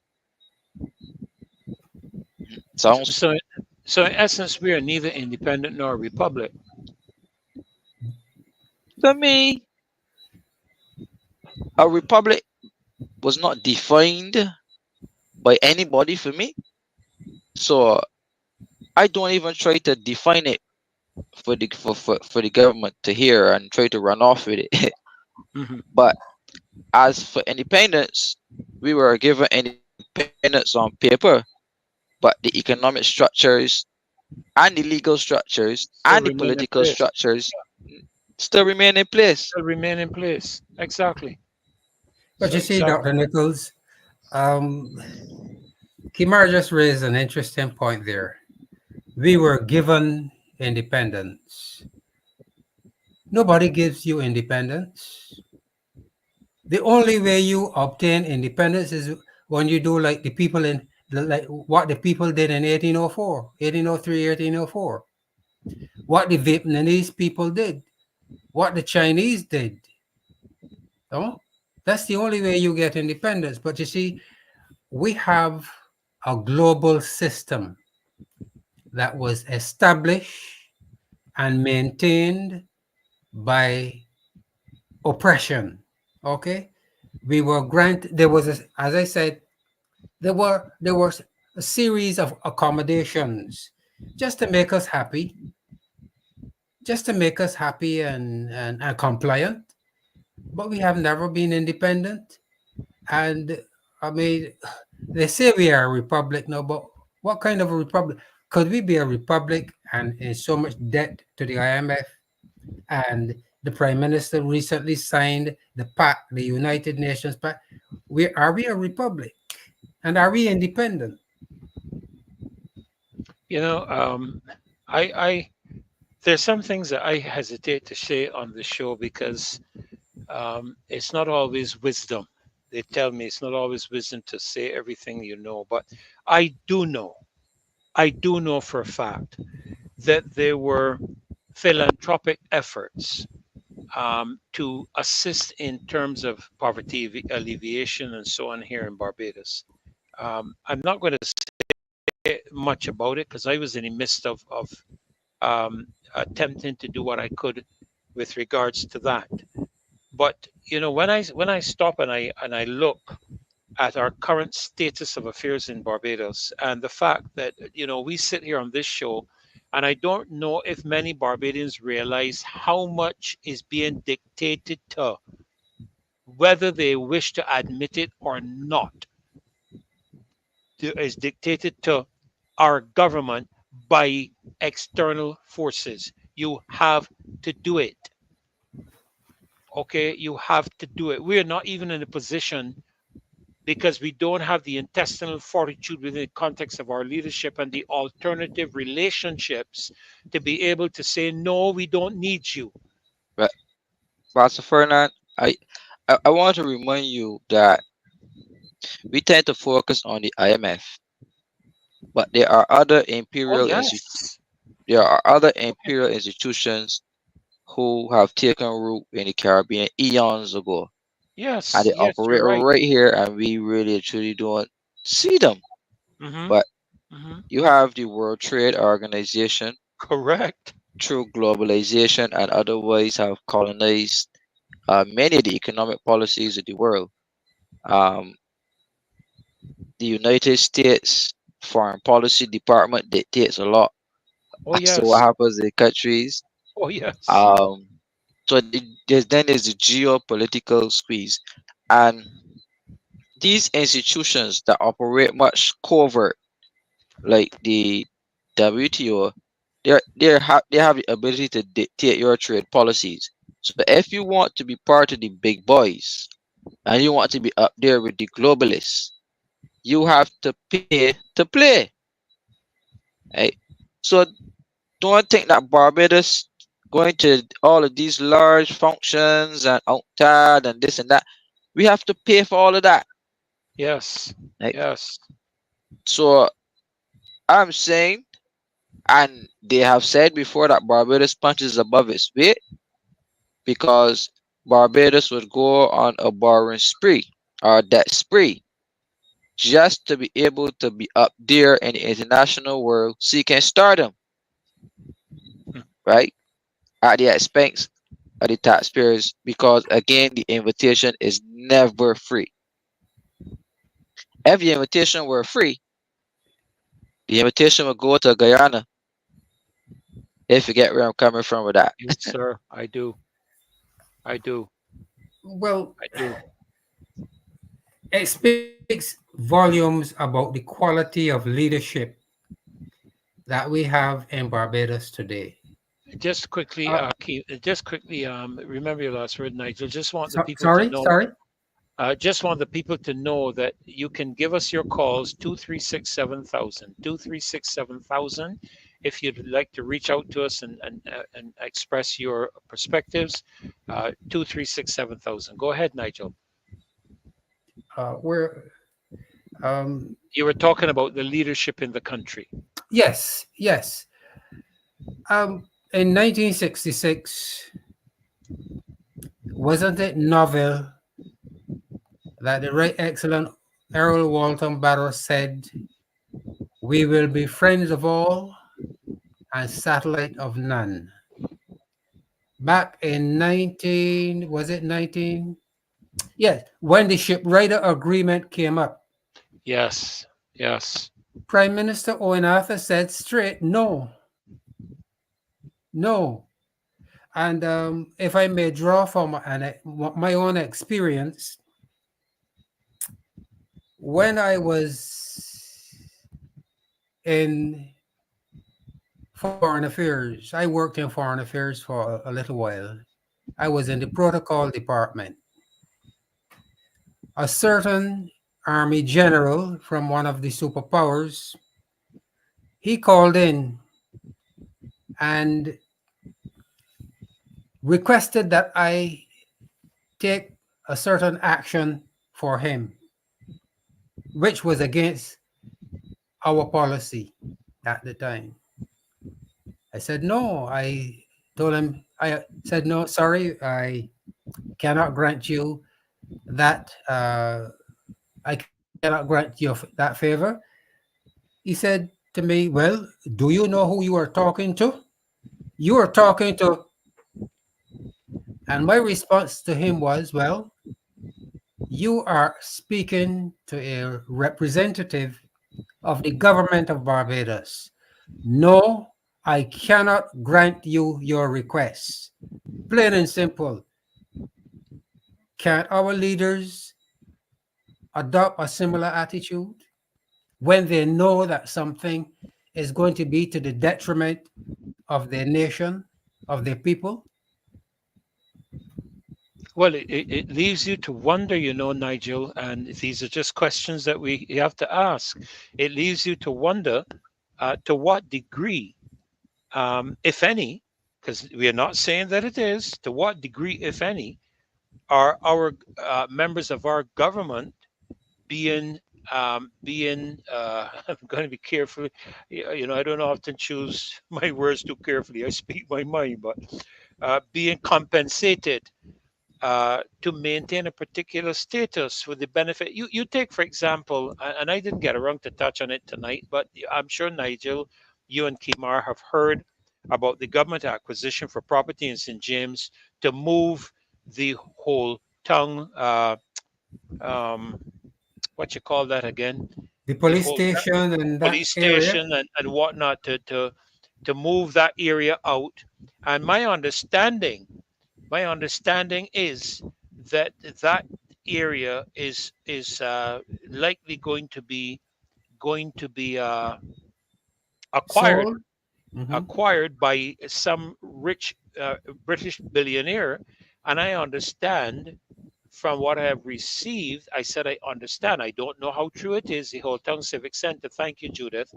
I received information that suggests that there is some connection between it and the Tides restaurant, which I understand is owned by the Prime Minister's sister, I believe, if I got the information correctly. But these are questions that we're being asked because what we are seeing is that we're seeing Barbados technically being sold out. You go down the west coast, down all the way down to St. Lucie, and I can hardly see the sea, and there are all these lovely properties. They're lovely. Don't let's deny the fact that they're lovely, but they're not Bajan. They're not Barbadian. And we are seeing the issue that you remember we were dealing with in Jones River. Yes. We were dealing with up in Jones River. These are things that we need to be paying attention to. And it's like, when are Barbadians going to wake up? When are they going to wake up? You know, it wasn't it the same Errol Barr that said that we are going to wake up one day and find that Barbados doesn't belong to us?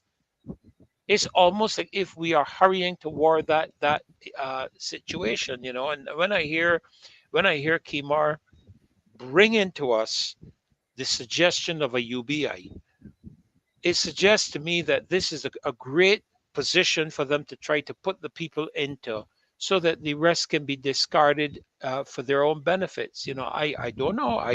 I'm simply throwing that out there and asking questions. You know, I don't want anybody to say that I'm accusing the government of anything. I am disappointed in several of the ministers of government who I know who are not standing up and asking the questions. And if you're not, why are you not doing it? What are you afraid of? Losing your ministry? So your ministry is worth more than your integrity? Uh, You And know, Pastor Fernand, I wanted to say yeah, something quickly about yeah. Go ahead, go right ahead. the civic center in Town. Now, Yes. if I can recollect, that is St. James Central, which is Carrie Simmons' constituency, Hmm. right? So we should really and truly be asking him to explain what is happening, Exactly. right? Yes. But there's a bigger picture at play. Oh, yes, there is. Go All ahead. of Go the ahead. public, all of the public infrastructure along the coastlines are being sold to private investors. Hmm. The police station at Oistins, right over Miami Beach, is set to be sold for private investment. Government headquarters on Bay Street is set to be sold for private investment. The Ministry of Agriculture, right there by the fisheries, that is set to be sold for private investment, right? Central Purchasing, right on Spring Garden, right outside the Kensington Oval, and again, public infrastructure, government building, that is to be sold for private investment, right? Box Rock was allowed to be developed by the Lacaban, which is, Lacaban is nice, whatever, yes.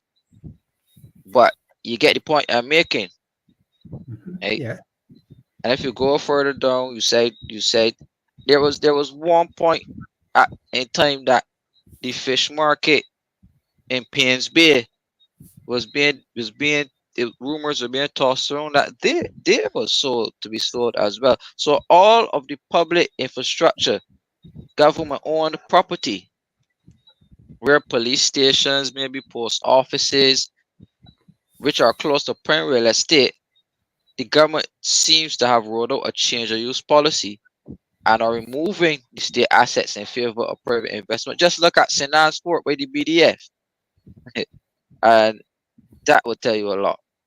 But Kimar, is this a part of the? And I don't know. I'm asking you.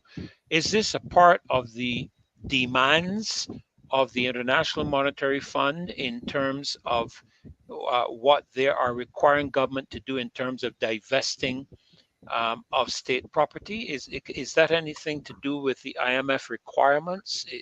I'm just asking. It, it could, no, I would not say IMF. The IMF gives recommendations, but governments follow. No, Okay.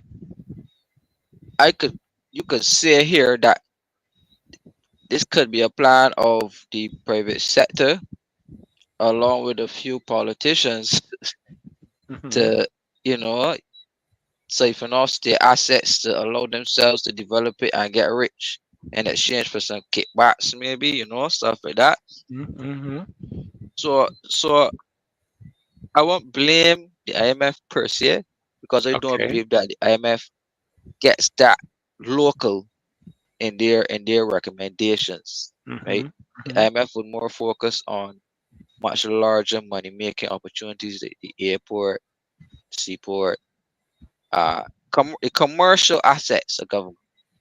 But the recommendation could also be put forward to sell majority of these government buildings or whatever to private investors and allow the land to give you profit as opposed to being a burden on you. And Because you had mentioned something at one time, I believe, too, regarding the airport, Kimar, and the agreement, the contractual agreement that we had entered into. I think it is with is it Saudi Arabia and Chile? Yes, yes. The two of them. What for 300? What was the amount again? Is it 300 million or something like that over the next what 10, 30 years or something like that? Yeah, $10 million a year for 30 years. 30 years. And it's after 30 years that we begin to earn profits from that. Well, I am not sure of the agreement was actually signed today, ironically. Yeah. So I am yet to see the details of the arrangement between the Saudi Arabians and the Barbados government on the airport. I think the thing that concerns us is a minute past 10. So I was just holding to see to if there are any other callers. 2367000. We can take maybe just one or two more calls just very quickly. But there is a lot that is happening in Barbados, Kimar, and Nigel that we are not aware of. yes, These that's you correct. take the same pact that you just spoke about in the UN, Nigel. Nobody was aware that we were going to sign on to a re allocation of the responsibility of the United Nations that would directly impact the sovereignty of Barbados in the event of another global emergency. I don't think people in the country recognize and realize, and I have no doubt the Prime Minister is going to deny it. But you can't deny the facts. The pact is there, and I have begun to read the pact, and I've begun to look at some of the analysis by the critics of the pact, and they have made it very clear that what would happen is that the UN will take over the sovereignty of countries with with the auspices of, or shall I say, with the cooperation of the World Health Organization if it's a health pandemic, a health emergency. And this is something America has already told them ain't gonna happen. We're not signing over the sovereignty of our country to Tom, Dick, nor Harry, but here we go and do it. So, so Dr. Nichols, along with what you said just now and the what Kimar said as well, are they all not crimes against the citizens of Barbados? This is criminal behavior, okay?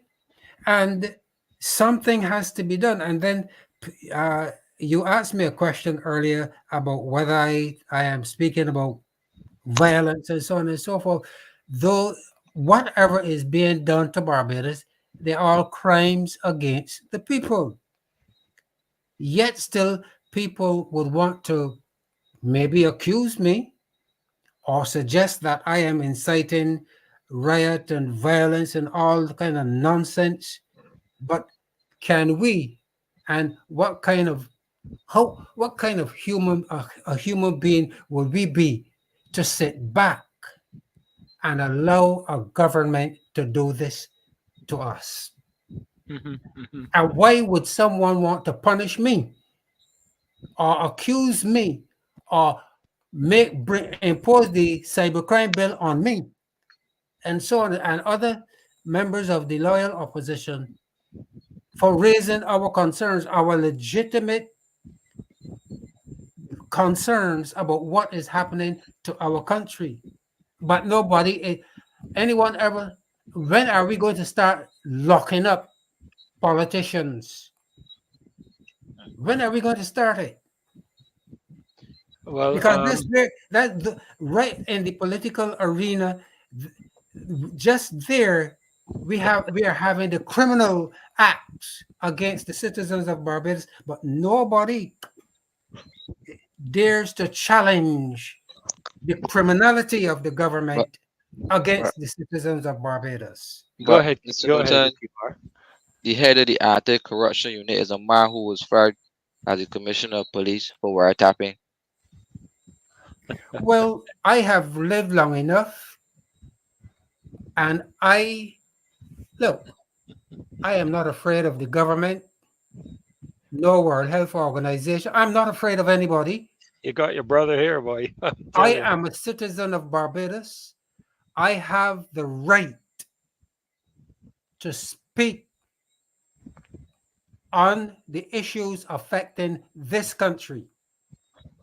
And no government, no international organization, if I dare say, no God in the universe is going to stop me. Well, I will. I will tell you, Nigel. Make me prime minister, and I will lock every one of them up. Trust me. The worst thing they're going to want to see is me as the PM, because I'll tell you, I will go after every single one of them, put them in jail. You know, Every one of them. And let me tell you, Dr. Nichols, without I'm sure reservation. you, A I'm lot of sure them you will. would remember. I'm sure you would remember the old time saying of the old people, sufficient is enough. Yep. Yep. Well, folk, we want to thank you so very much for joining us tonight. We've had such a intense night, and I find that almost every show is just so filled with information. I don't know about you guys that are watching us on YouTube, Facebook, wherever you are, but I have so many pieces of these papers that I make so many notes as I'm going through, because so much is being shared. Nigel shared earlier, I tell you, concerning the whole aspect of the limiting and removing of the unbridled power of the government. We chatted a little bit about that, Kimar. That how could we look at amending or introducing, in the context of the new Republican Constitution, things like a fixed election time, term limits for presidents and parliamentarians, the capability of recall, these different kinds of things, Kimar, that I'm sure you would have your own views and so on. And then, of course, we had Mr.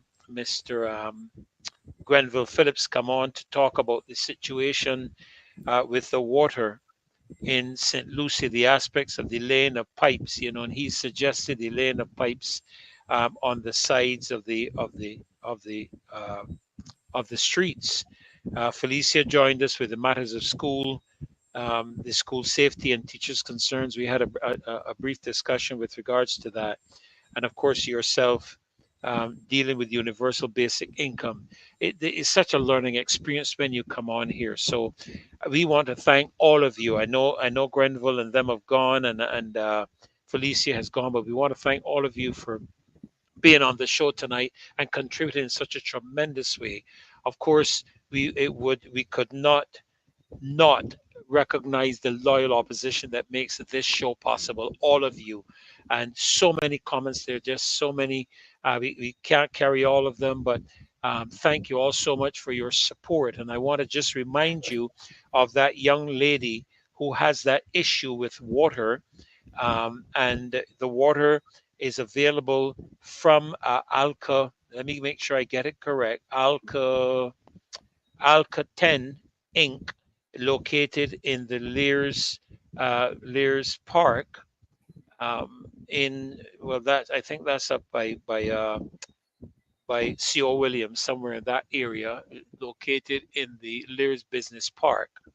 The telephone number is 624-2868.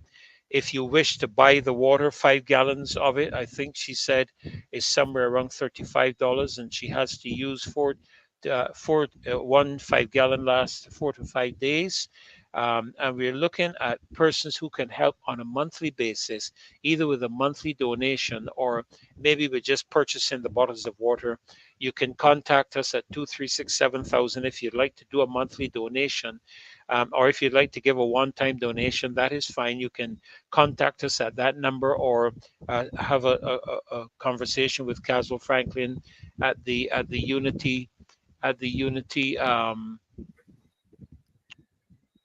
makes Unity Workers Union on 6th Avenue in Belleville. Or if you wish, you can purchase the water and take it to the Unity Workers Union, and we will make sure that she gets it from there. Okay, so we'd like to remind you of that. Of course, we'd like to remind you as well concerning Thursday, which we consider to be Black Thursday, represent your Black Day. We mourn for the freedom of speech, high food prices, high gas prices, school violence, increasing gun violence, national insurance, Queen Elizabeth Hospital, the Hope Project, an absentee Prime Minister, the brown tinted ward in St. Lucie and St. Peter. That is this coming Thursday, the 17th. Tomorrow morning, we have a very special press conference to do with the cybercrime bill, and we are inviting as many of you as possible to join us at the Unity Workers Union office on 6th Avenue in Belleville for 10 o'clock. Please try to be there for at least a quarter to 10, that you can be a part of that press conference. We look forward to you joining us there tomorrow at 10 o'clock. Okay. And then, of course, we want to remind those of you in the UK diaspora with regards to the upcoming UK parliamentary parliament, the upcoming roadside parliament in the UK, for the UK diaspora. That is going to be held at the St. John the Divine Kennington Centre on 21st Frederick Crescent in London. Marcia is going to be there. I don't know if you have the link, Dave, that we could probably put in the chat for those who may be in the UK. But you can join Marcia there on the 21st of October. That is isn't that this coming Sunday? This coming Monday, the 21st of October, for the roadside parliament in London. Dawn Marie Armstrong, June Dixon, Ricardo Eversley, Leah Afia, and of course, Marcia Weeks. She is going to be there. I will get to be your host for the next several programs as Marcia is fulfilling her responsibilities in terms of being with that roadside parliament, among other things. And I will have the honor of hosting the show over the next several nights. I look forward to that and trust that you are happy. I can never replace Marcia. Marcia is just a unique individual all by herself.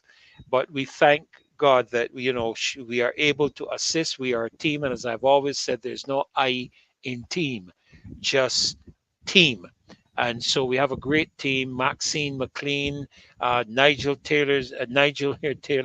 Newton is going to be with us, and we're going to have another Glenn Murray.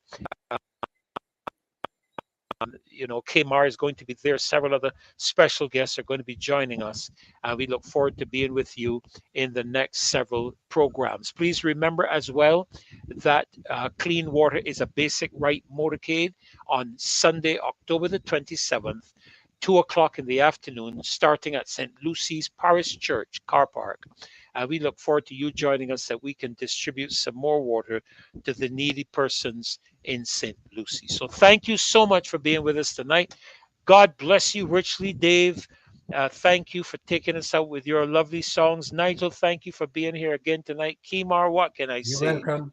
always in education, listening to you from an economic and financial standpoint.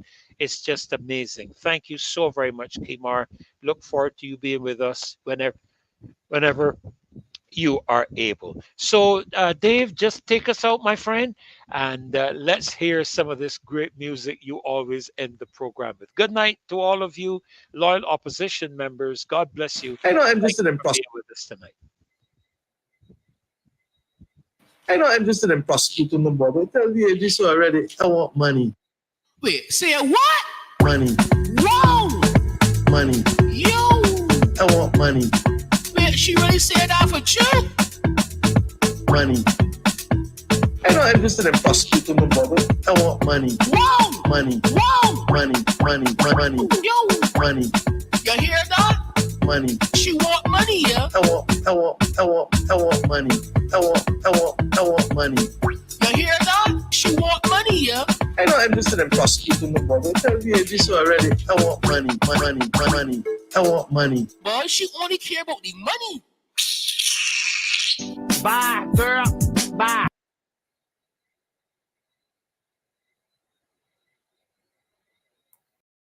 Just let me say that that water that we're talking about, Dale, is not just regular water. It's a specific type of water that the young lady needs for her son because he's had a brain operation at 4 days old. And if he uses regular water, it is very likely he will not live.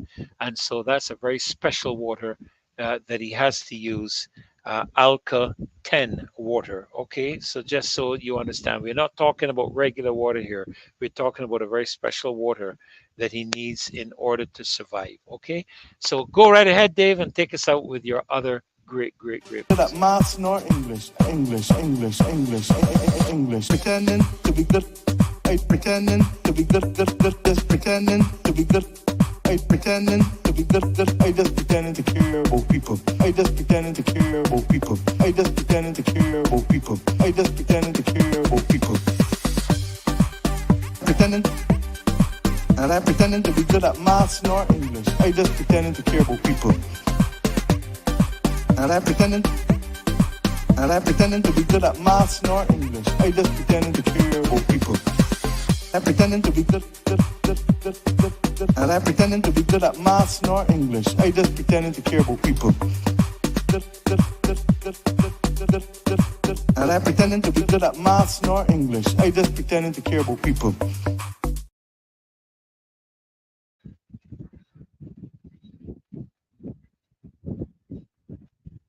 Cross the floor, Dave. Cross the floor.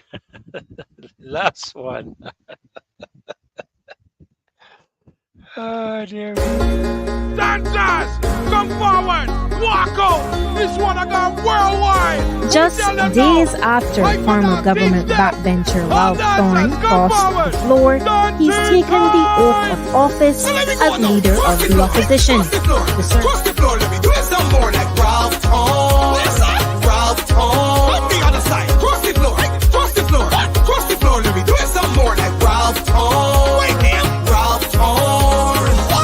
Dancing come back again. Our turn is the latest trend. Everybody know link up my friend. This one designed to be and more will be left over. Dancing come back again.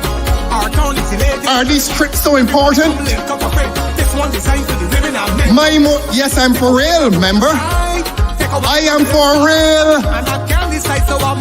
Don't let me talk out your business. Don't let me talk out your business. All right. And I can't decide, so I'm moving with the die. Cause I'm ready to mash up the body. Oh gosh, I can mash up the body. So let me do this now. Cause I'm ready to mash up the body. Oh gosh, I can mash up the body. Yes. So let me go now. Cross the floor. Cross the floor. Cross the floor. Let me do it some more like Ralph Thorne. Ralph Thorne. On the other side. Cross the floor. There has to be some order here. Cross the floor. Let me do it some more like Ralph. The Minister of Finance is not party to this present transaction, Your Honor. Ask him to keep quiet, please. And I say to you further, Mr. Speaker, that my conscience, my location here is related to my conscience. I said it last year. It is well with my soul. Take a wine on the left side, and I can't decide, so I'm moving with the tide, moving with the tide. Take a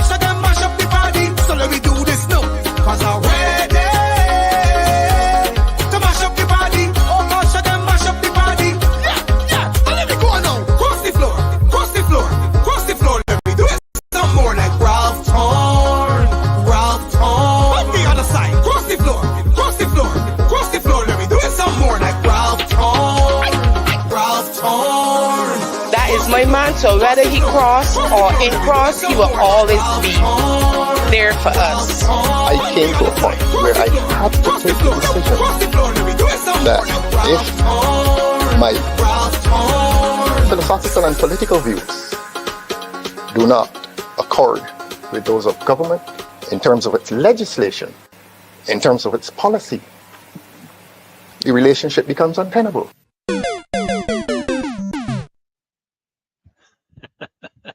Okay, good night, Cole. God bless. Have a great night to everyone. See you next time. Bye bye.